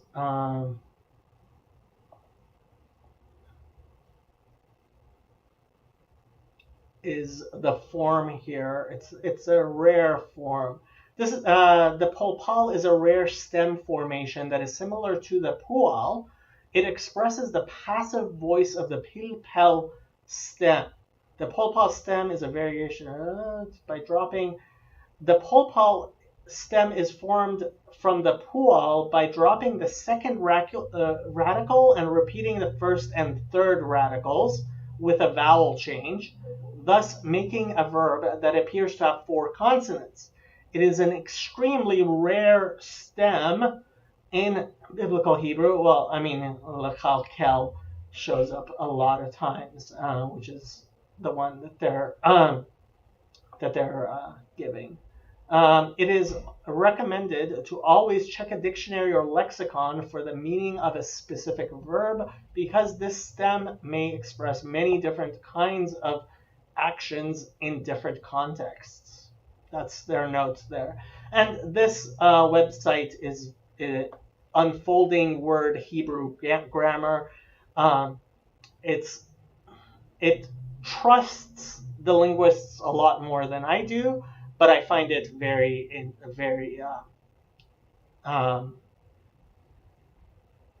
informative and useful sometimes, especially regarding the various morphologies that I don't know that well. Okay, so Chagur, he was girded with. Ephod is a particular. It's a particular type of dress that's used by the high priest. I recommend you use your concordance for ephod. They're not actually translating ephod, and bad means linen, right? So he was wearing a linen ephod. This is a priestly garment. Use your concordance to see exactly what that is. Okay, let's look at the King James. And David danced before the Lord with all his might, and David was girded with a linen ephod. NIV, wearing a linen ephod, David was dancing before the Lord with all his might. Okay. Chabad, and David danced with all his might before the Lord, and David was girded with a linen ephod. And you can see the Rashis. Rashi explains mekaker means to dance. If you like. Okay, next verse. V'David v'chol beit Israel ma'alim et aron havaya betrua uvkol shofar. Interesting. Okay, and David, conjunctive vav, David is his name, v'chol, so conjunctive vav again, chol meaning all, beit Israel, house of Israel, right? Ma'alim, so this is the hifil participle of aliyah, right? We were talking about bringing up, right? Ain lamed he, and this is the causative in the present tense. That's what participle means. Masculine plural, right? So they were bringing up, Et is the direct object marker. Aron Havaya, right? The Ark of, and that's the Tetragrammaton. Bitrua uvchol shofar. So interesting. They're translating it with shouting. Prepositional bet. Et trua is one of the sounds we say of. It's a specific sound of the shofar. So you can use your concordance for trua, but kol trua implies a shofar. So I'm not sure why they're so sure that that's shouting as opposed to specific types of sounding of the shofar. Uv kol shofar, and that is written b'milui vav, just in case you were interested. And kol again here is also written b'milui vav, and shofar is written b'milui vav, right? So this is all of these are written fully, if you're keeping track of that. So conjunctive vav, prepositional bet, kol meaning voice, or they're translating as sound. Shofar, they're translating as trumpet. A shofar is a particular instrument used in Judaism. You've probably seen it, which is made out of a ram's horn. So you can look that up if you're more interested in the shofar. But a trua, like the sound trua, is a kol shofar. So I'm not precisely sure why they're translating that as shouting. Let's look and see. 6:15. So David and all the house of Israel brought up the ark of the Lord with shouting and with the sound of the trumpet. Okay. NIV, while he and all Israel were bringing up the ark of the Lord with shouts and the sound of trumpets. And turning that into plural is really what you should do, because in the Hebrew, the singular is used the same way we use the thing. Okay. Chabad and David and all the house of Israel brought up the ark of the Lord with shouting and with the sound of the shofar. So they're also translating trua as a shout. Okay, I guess. I mean, I'm interested to see where else in the Bible that's used that way. Shouting or blast of war or a war or alarm. It's used in Leviticus. It's also shofar, right? So yeah, these are not. I'm not sure why shout. Oh, Truat Melech. So in Numbers 23, 21, it says Truat Melech. So the shouting of the king. Okay. But Truat does often. It does imply a shofar sound. So, and you can look in your concordance if you like. More musical terms. Okay, verse 16. V'haya Aron Havaya ba'ir David uMichal bat Shaul nishkafa be'ad hachalon ותראה את המלך דוד מפזז ומחרקר לפני הוויה ותיבז לו בליבה. Interesting. I know I'm remembering this thing. So Vehaya we've had many times, and it was right. Aron, and was when Aron Havaya, right, the ark of the Lord, Tetragrammaton, Ba came, right? It's the past. It's the participle, called participle. Okay. Came to, yeah. The root is bet aleph, bet vav aleph. Ir David, city of David. Again, it's not using a preposition, which I guess. Okay. Michal. So conjunctive vav. Michal is a name. Bat Shaul, the daughter of Saul. Right? Bat is in a construct form with Shaul, the daughter of Saul. Nishkafa. So this is a particular form of to see. The root here is shin kof pe. You might want to translate it as glance, right? You can use your concordance for better, but it's in the nifal, meaning it's in the passive, right? So it's a passive voice here, and it's in the feminine because obviously Michal is feminine. Ba'ad hachalon. So bet is the prepositional bet. Ad means to, through. Ba'ad hachalon. I think it shows up many times, but through the chalon, right? Ha-chalon, the hey is the article. Chalon, written with above, which I would expect is a window. It shows up many times in the Bible. You can use your concordance if you want to look further exactly the word chalon. Vatere, so conjunctive vav, this is a very normal thing. The only difference is it's in the feminine singular. That's why it's tough instead of a yud there, but to see, right? The root is resh aleph hey. Et is the direct object marker. Ha melech, article melech meaning king. David is his name, David. Mepazez, so the root is pe zayin zayin, and they're translating as leaping. It's not a very common verb, I know that much. Let's take a look. Shows up only twice in the entirety of the Bible. The other time is in Genesis 49:24. Okay.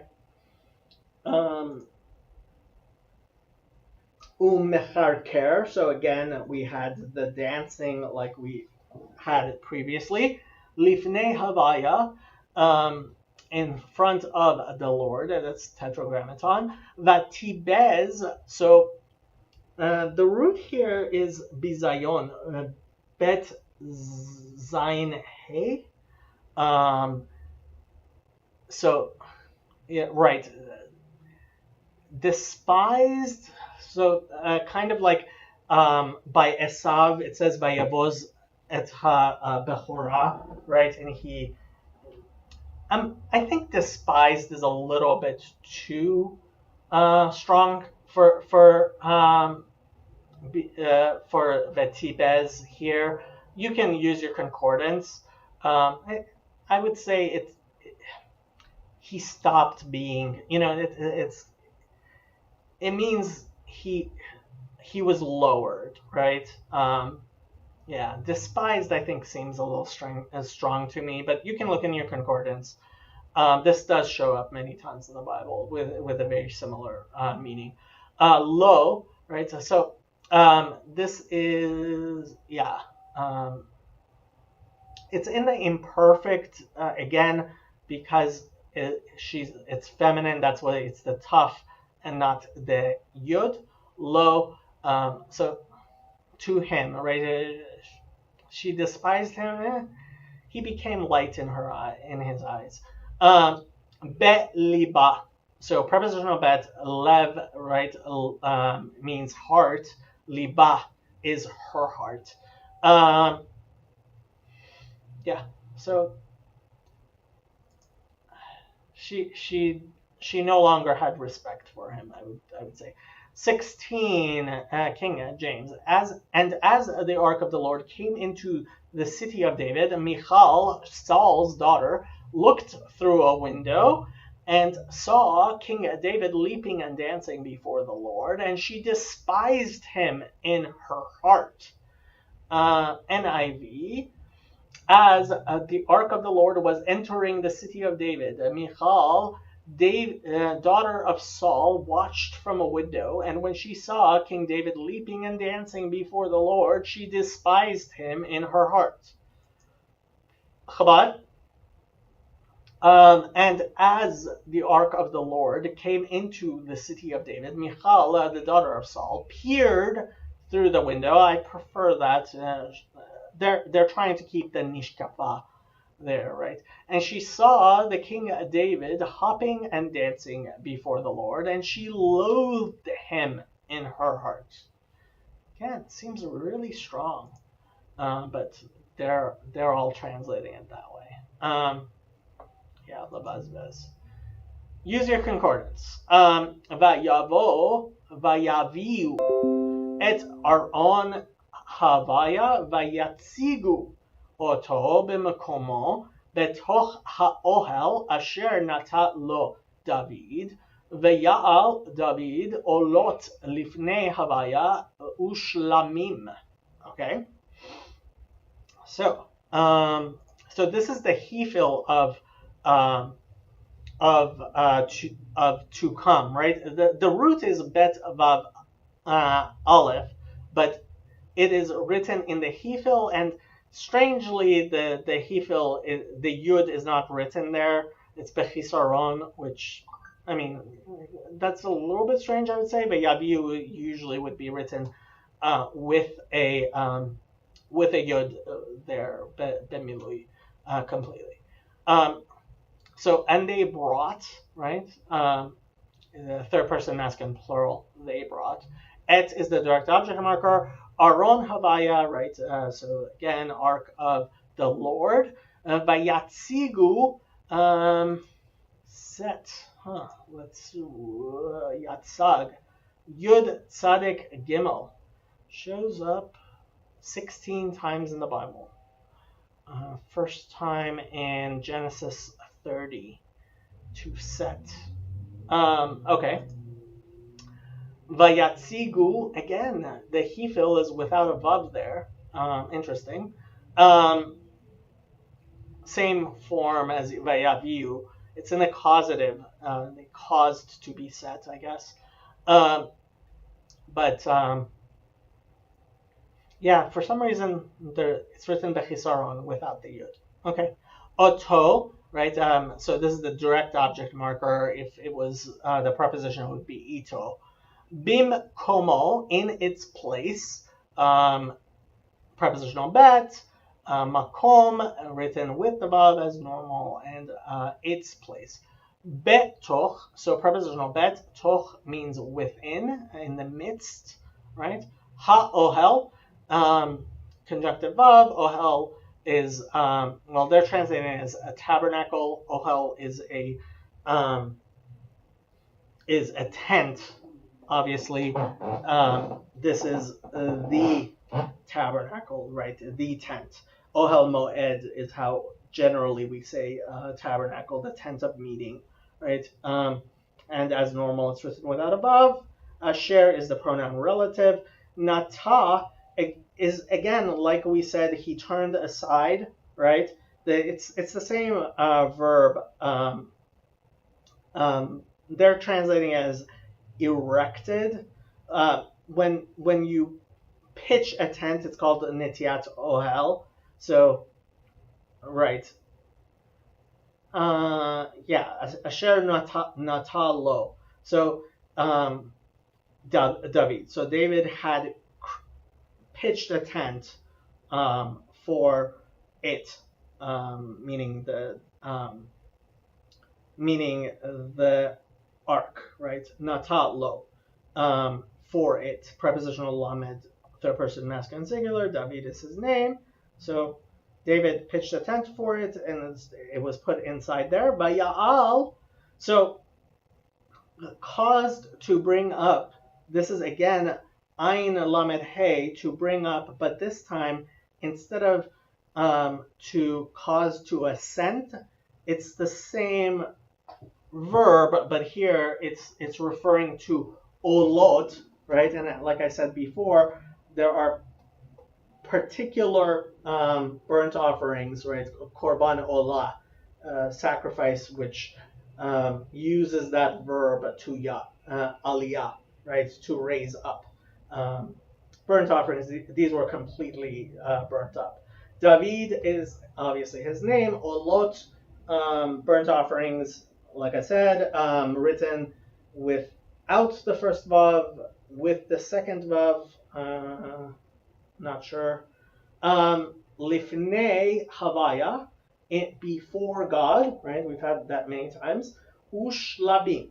So conjunctive of a korban shlamim is a peace offering. Yet, I mean, if you're interested in the particular sacrifices and their different names, you can look those up.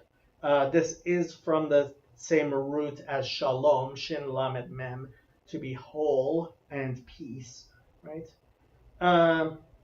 So he brought two types of sacrifices. 6:17, and they brought the ark of the Lord and set it in his place in the midst of the tabernacle that David had pitched for it. And David offered burnt offerings and peace offerings before the Lord. Yeah. NIV 17. They brought the ark of the Lord and set it in its place inside the tent that David had pitched for it. And David sacrificed burnt offerings and fellowship offerings before the Lord. So they're translating shlamim, korban shlamim, as fellowship offering. Chabad, verse 17, and they brought the ark of the Lord and they set it in its place inside the tent that David had pitched for it. And David offered burnt offerings before the Lord and peace offerings, which, yeah, I like that better. It's more literal, especially because I get the impression from this that the peace offerings were brought so people could enjoy them. I mean, if you want to get into the sacrifices, you should get into the sacrifices. Okay. That was verse 17. Vayichol David mehalot ha'ola v'hashlamim vayivarech et ha'am b'shem havayat tzvakot. Okay.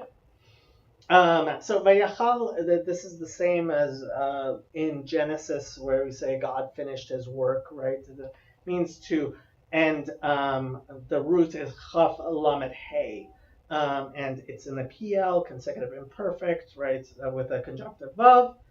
David is his name, Maha'alot. So this is the Hefil of Ein Lamed Hey. From the mem is the prepositional mem. Ha'alot is, I mean, this is in the infinitive form of the hefil of olah, of aliyah, of bringing up, right? Hefil is causative, right? Offering ha'olah, right? And that repetition meha'alot ha'olah, right? Is very normal in the Hebrew. Again, olah written with the vav is with an article, ha'olah, that is the burnt offerings, v'hashlamim, and this is the peace offerings, right? Conjunctive vav, hey is the article. So the shlamim is in the plural and olah is in the singular. I mean, if you want to take a note of that. I get the feeling that the shlamim were brought so that people could enjoy it, and the olah was obviously, because it is a completely burnt offering, was for the Lord. Vayivarech, so conjunctive vav, it's in the consecutive imperfect of Baruch, right? Blessed. We've had this before. Et is the direct object marker. Ha'am, article, and this is the people.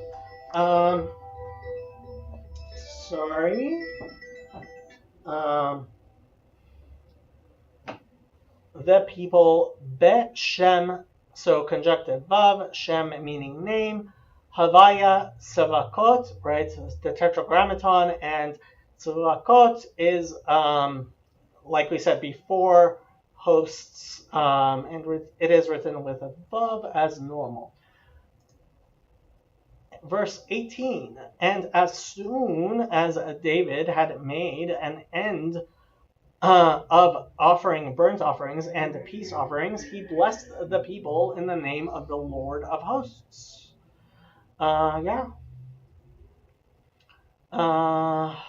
NIV, after he had finished sacrificing the burnt offerings and fellowship offerings, I probably wouldn't have put the S at there. He blessed the people in the name of the Lord Almighty.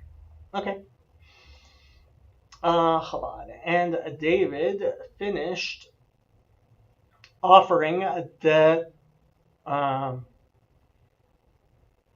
burnt offering and the peace offerings. A more literal translation there.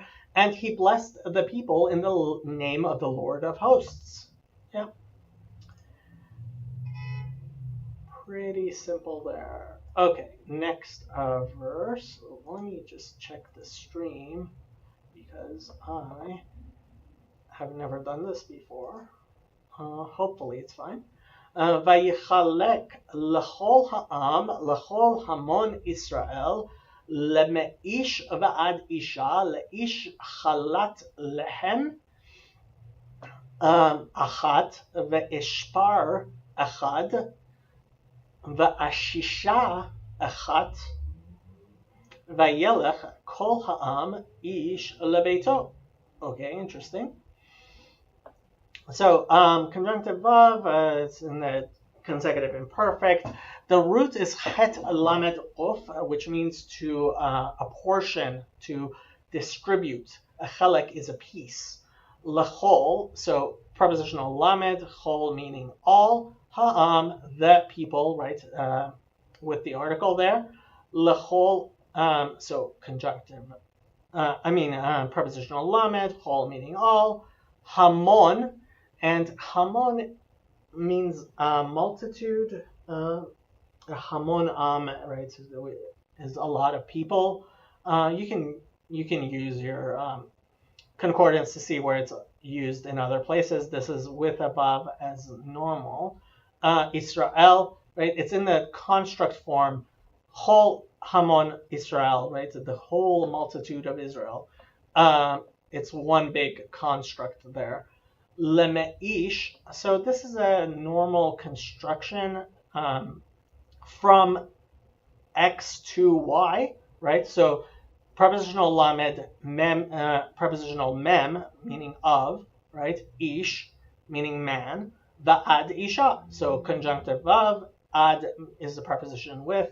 So from the men to the women, right? Va'ad isha. This is a construction we see a lot.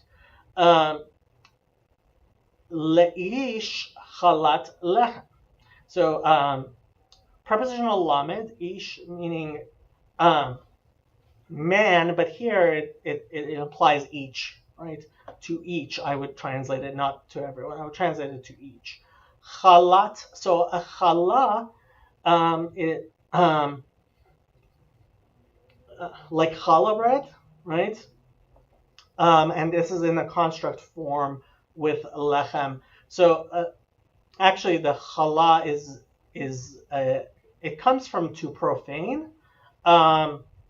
You can look it up in the concordance, but they're doing a loaf of bread. I mean, challah is challah. What can I say?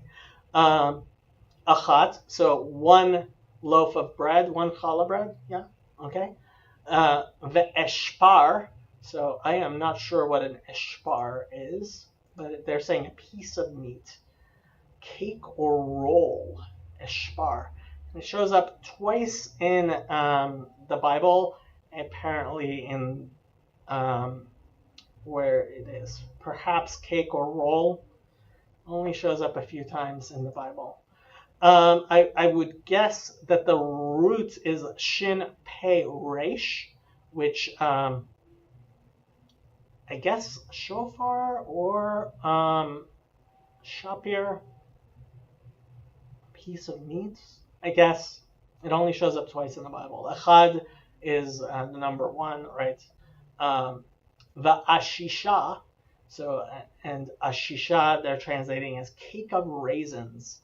I don't know how many times Ashisha shows up.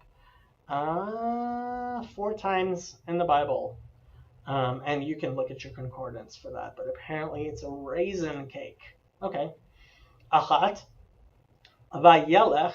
So, and he went, right? So this is halicha, like we had before. And the reason the achad and the achat is because achat is the feminine, and it goes with the particular noun that's, it's if it's a female noun, it's a feminine achat, and if it's a masculine noun, it's achad. Okay, vayelech, and he went, departed. Okay, vayelech kol ha'am ish lebeito, and each man went to his house. Right. This is again a common construction. Vayelech lebeito. He went. He went to his house.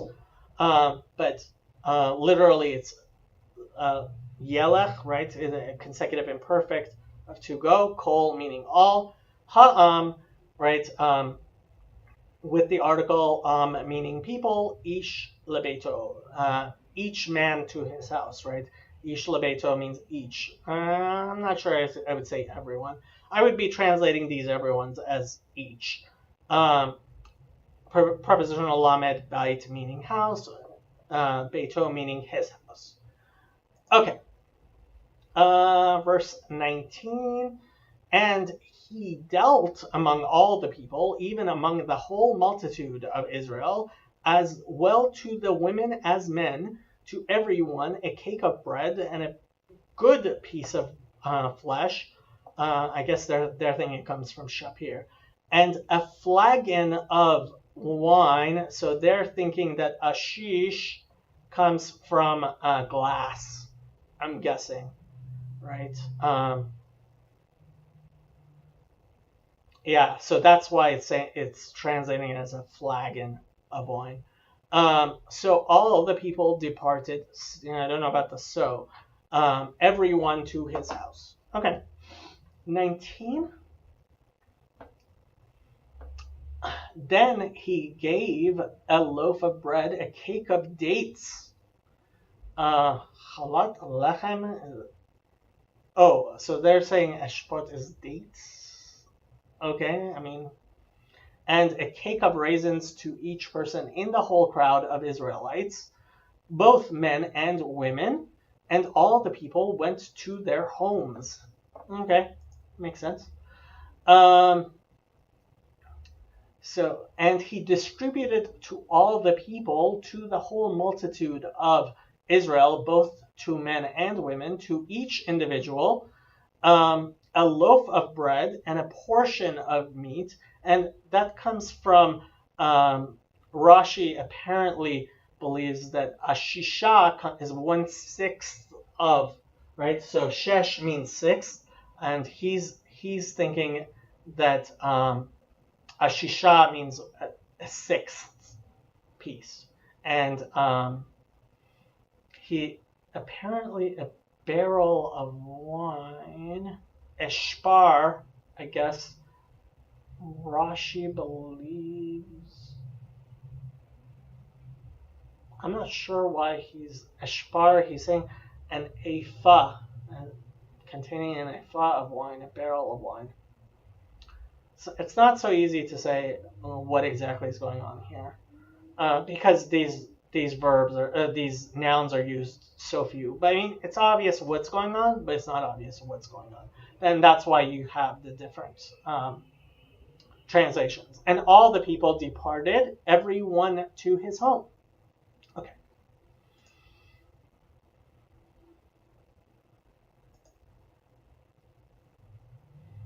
Vayashav David levarech et beito v'tetze Michal bat Shaul likrat David v'tomer ma nichbad hayom melech Israel Asher nigla hayom le'enei amhot avadav behigalot nigalot chat harekim. Oof, she's not happy. Okay, so vayashal, this is the root is shin vav bet, I guess, to return, right? Again, I mean, like we spoke about the two roots, right? To return, to settle, right? These are related, I would say. David, so um, David also went home, right? That's his name. Levarech, to bless, right? That's an infinitive form of blessing. Et is the direct object marker. Beito means his house. Vatetse, so this is, the root is tzadik al hey, to go out. So vatetse and came out. It's in the tough is because it's in the feminine, right? Michal is her name. Bat Shaul, the daughter of Saul. Likrat. So likrat is a very interesting verb. It's one of those strange ones. Likrat means to greet, and obviously it comes from Qof Resh Aleph, but it has the tough with it. This shows up many times. You can use your concordance if you want to see the greeting. I wouldn't translate meet. I would translate greet. But okay. David is his name. Vatomer, and she said, right? This is Aleph Mem Resh, to say, Ma nichbad. So this is the Ma is the interrogatory. How, right? How glorious, nichbad. She's being sarcastic. So nichbad. This is in the Nepal. It's in the passive form of chaf bet dalid, literally means heavy. I usually link it to gravitas because we talk about the ananei kavod, the clouds of glory, right? So kavod is glory, usually translated honor, right? How glorious. I mean, she's being sarcastic, obviously, here. I mean, you can use your concordance, but yeah, how glorious was Hayom, this day, right? With the article, Yom being day. Melech Israel, a king. They're translating the king. I would say a king. There's no article there.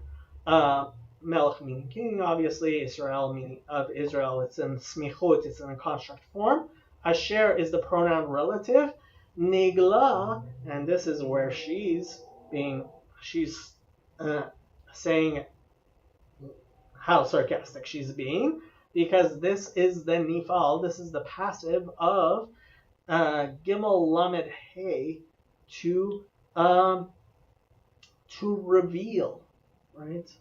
And I mean, Gilui Arayot, this is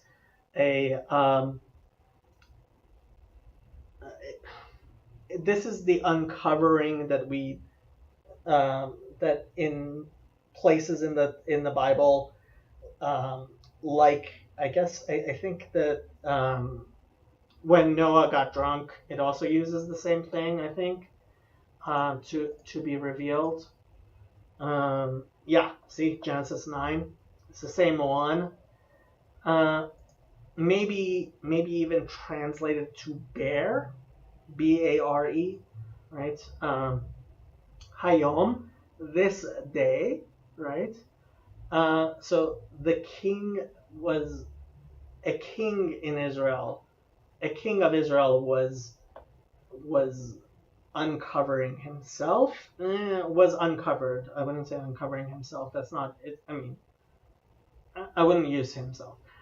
Le'enei amhot avadav. Okay, so prepositional lamed, this is one big construct. A Ayin means I. Einay is the construct form of the plural, so the eyes.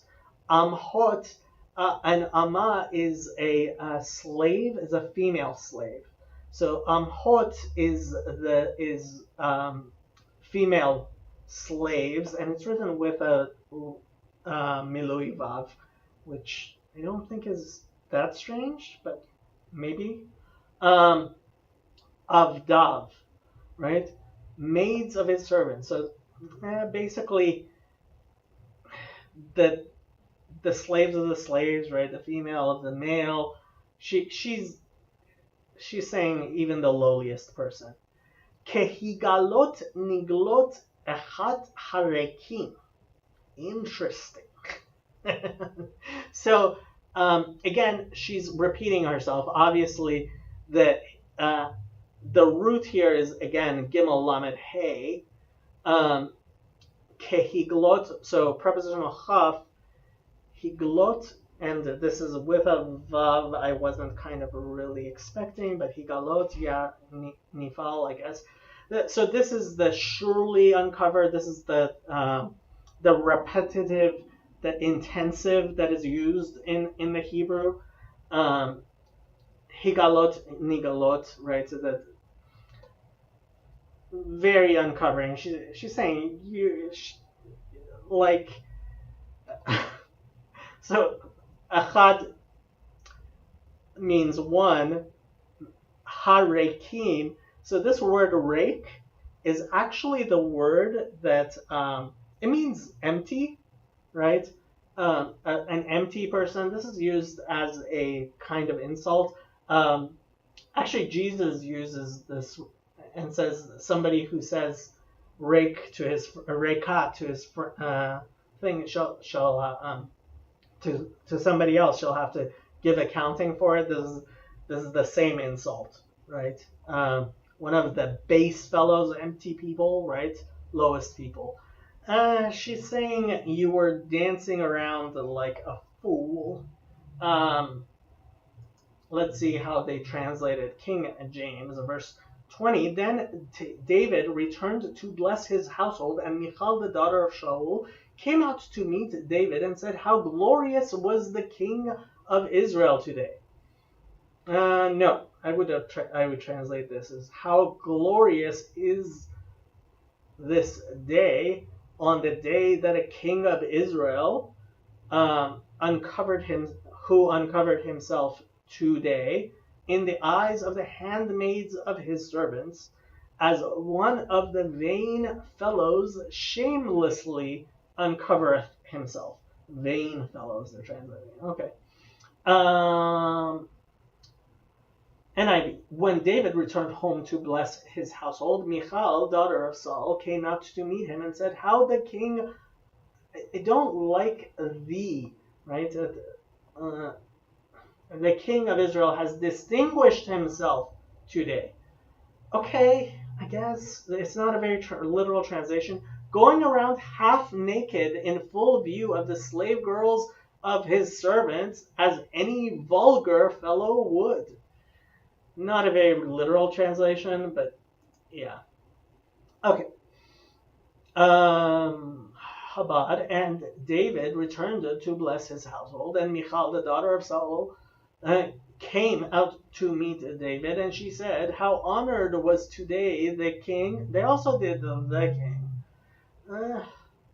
Not how I would translate it, I think. Of Israel, who exposed himself today in the eyes of the handmaids of his servants, as would expose himself one of the idlers. Right? When Rashi says literally empty ones. Okay. 21.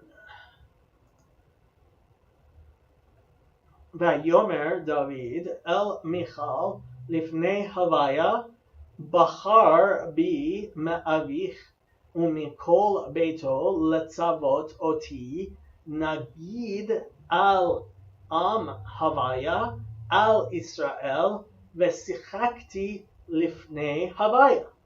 So he was having none of it. And he said, conjunctive vav, amar, right, to say, David is his name. El is the preposition with the aleph, not ayin. Michal is her name. So this is what he said. Lifnei Havaya asher bachar bi. Before Havaya, right, is the tetragrammaton, the Lord. Asher is the pronoun relative. Bachar, right, and we spoke about this at the beginning of the chapter. We talked about the Bachurim, right, the chosen ones, and here again it's the same root. Bet chet resh. B, prepositional bet, first person common singular. Bachar bi, chose me, right? So God chose me, me avich. Prepositional mem, av meaning father. Avich is the second person feminine singular, right? Your father. Instead, chose me instead of your father, from your father. Who prefer? I would actually translate this. Who preferred me to your father? That's what I would do. Mikol beito. So conjunctive vav, prepositional mem, kol meaning all, right? And all beito, his house, right? So he's saying all of them, right? Letzavot. So prepositional lamed. This is the infinitive of commandment. Like mitzvah, tzadik vav hey, which turns into a taf in this form. Oti, direct object of marker, me, right? First person common singular. Nagid, so nagid is, again, it comes from the same root as we had when we said that the news reached. But in Nagid, it is a ruler. Apparently, it comes from the person who says, right? A Magid is a person who speaks. This shows up many times in the Bible. You can use your concordance, what exactly Nagid means. But I think he's emphasizing the fact that what he says goes. He's the king, right? And he's doing it more than he's basically telling her it's not your place. Al is the preposition with the ayin. Meaning people. We've been using the same thing for the whole way through. And that's in a construct form with the tetragrammaton. Al is preposition with the ayin. Israel means Israel, obviously. So conjunctive vav, sihakti, right? So this is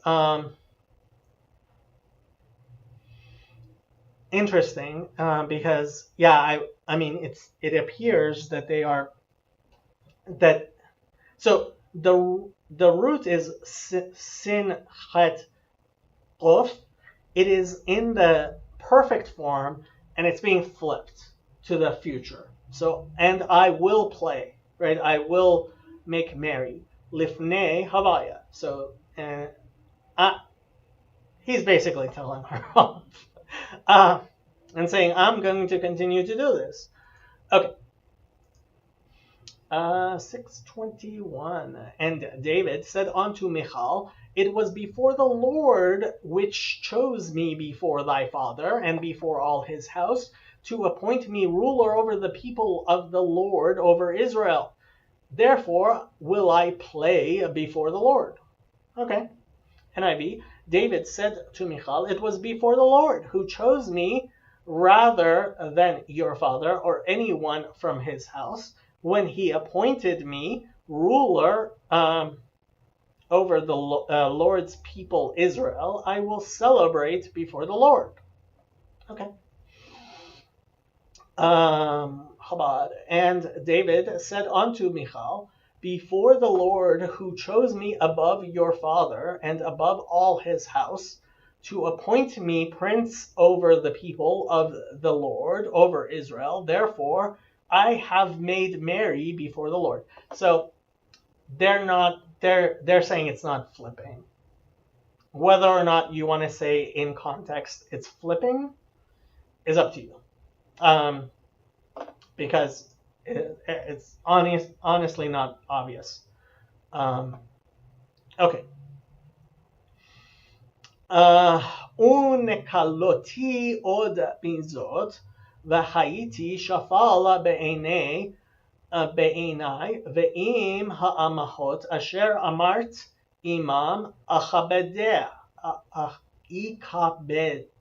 Ikaveda. Interesting. Okay. Okay. So the root here is Quf Lamed He, Kala, I guess. Kal means simple, like we talk about in the thing Kalal. So it's Quf Lamed Lamed. Okay. Again, I think we're coming on the two root things. Unekaloti, written without above, not so strange. It's in the Nifal, and I would say that this is being flipped. It is in the conjunctive perfect with the vav, and I will be light. I guess. I mean, something kal is a simple or light thing, right? And he's saying, I'm gonna do it, right? Od mizot. Od means more, or they're translating as even. I would translate od. Mizot. So prepositional mem. Zot is a pronoun, feminine singular. So I'm gonna do even more than this. V'hayiti. So conjunctive vav. Hayiti again. It's in the perfect. It's being flipped, I would say. Shafal. Shin pei lamed means low. Humble. They're translating it. Shafal ruach is the way we usually say it. Humble, yeah, I guess. You can use your concordance there. It's not anav, which is what usually gets translated as humble. Be'enei, be'enai, in my own eyes, right? Prepositional bet. Einayim is eyes. Einai is my eyes. Yeah. Eini would be my eye. This is in the plural. Okay. Ve'im, so conjunctive of im is means with. They're saying as for. Okay. Ha'amahot, so article amahot, right? These maid servants, asher amart. So I get the feeling he's kind of including her in that, saying you are a maidservant. You're not, who do you think you are? Asher is the pronoun relative. Amart, that's the feminine of the perfect, right? That you talked about, that you said. Imam ikaveda. So, imam means with them, right? Should be iman. Interestingly, it's not. It's in the masculine. I'm not sure why it would be in the masculine, but I guess them and more. But yeah, amahot is feminine. I would have guessed it would be iman with them, but it's with them in the masculine. Okay. Kaveda. So the hey here, I mean, let's put this in the constructor so you can see.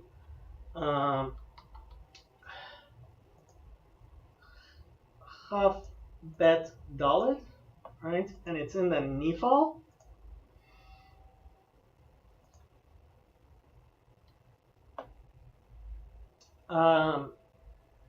In the imperative,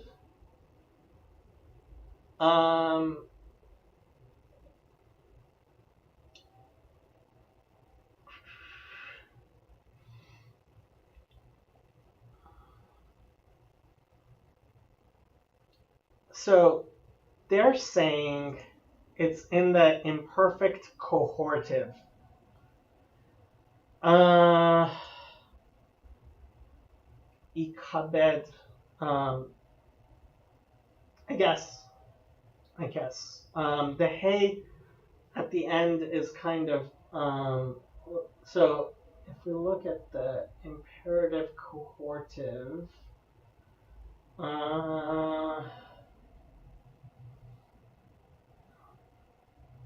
cohortative, right? Verb cohortative. Here, the aleph at the beginning of it, obviously it's glorious. Chaf bet daled, like we said. So right, so this is the cohortative, and you'll see nifal singular ikat la is the root that they're using there. They use katal a lot because of interesting that the hay shows up in the middle of it. There, interesting. So yeah, this is he's saying I'm gonna do this, and I should do this, and it's right for me to do this. Yeah. Yeah, I mean, you can look up the cohortative here. The reason they use katal is because it's a solid verb with three solid roots. Okay. I will be held in honor. I should be held. I should be held in honor, I would say. That's how I would translate the nifal cohortative, right? Imperfect. Okay. Let's look. Samuel 6:22. And I will yet be more vile. I would translate it as vile than thus. And will be base in mine own eye. Sight, base. I would translate it as light. And so you see he's using the contrast between kal and kabed, right, which is light and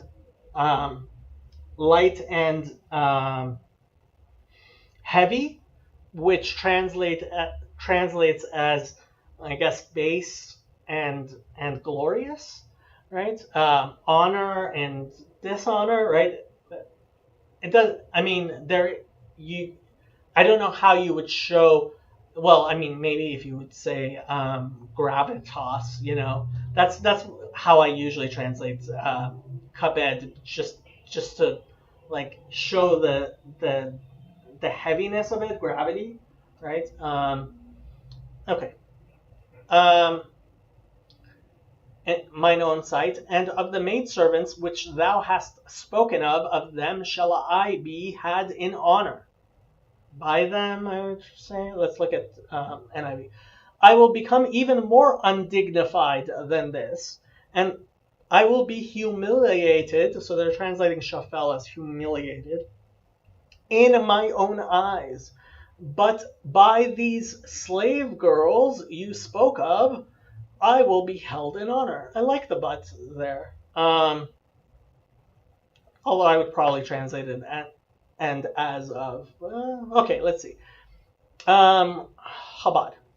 And if, so they're translating it as if, I be demeaned more than this, and be abashed in my own eyes, yet of the maidservants of which you have spoken, with them will I get me honor.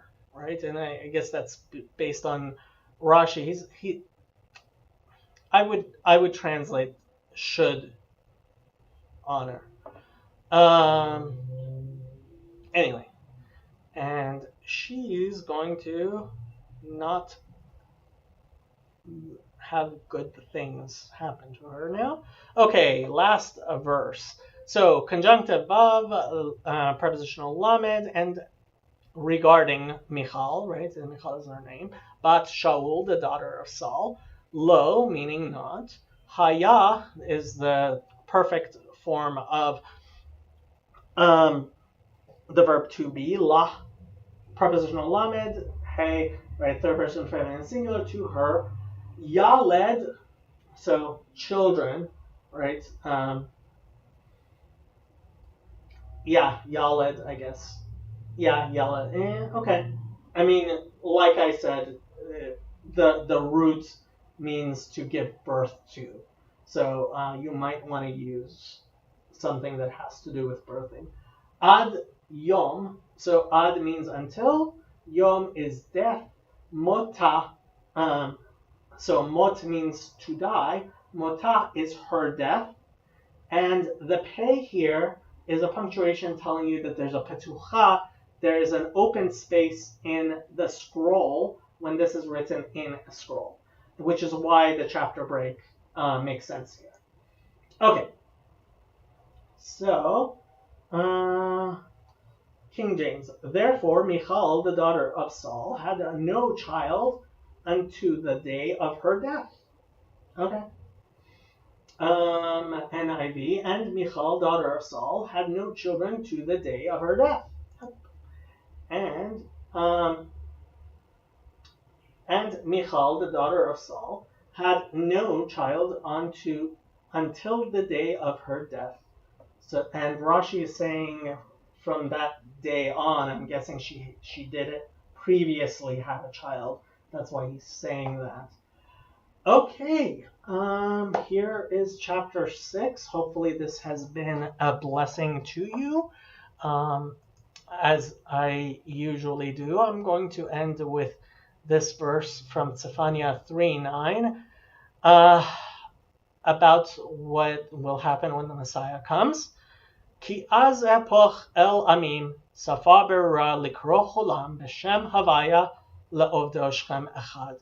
And so God will give us a pure speech so that all of us will be able to speak, to call in his name of the Tetragrammaton, to serve him together, Shchem Echad, with one shoulder. Shalom.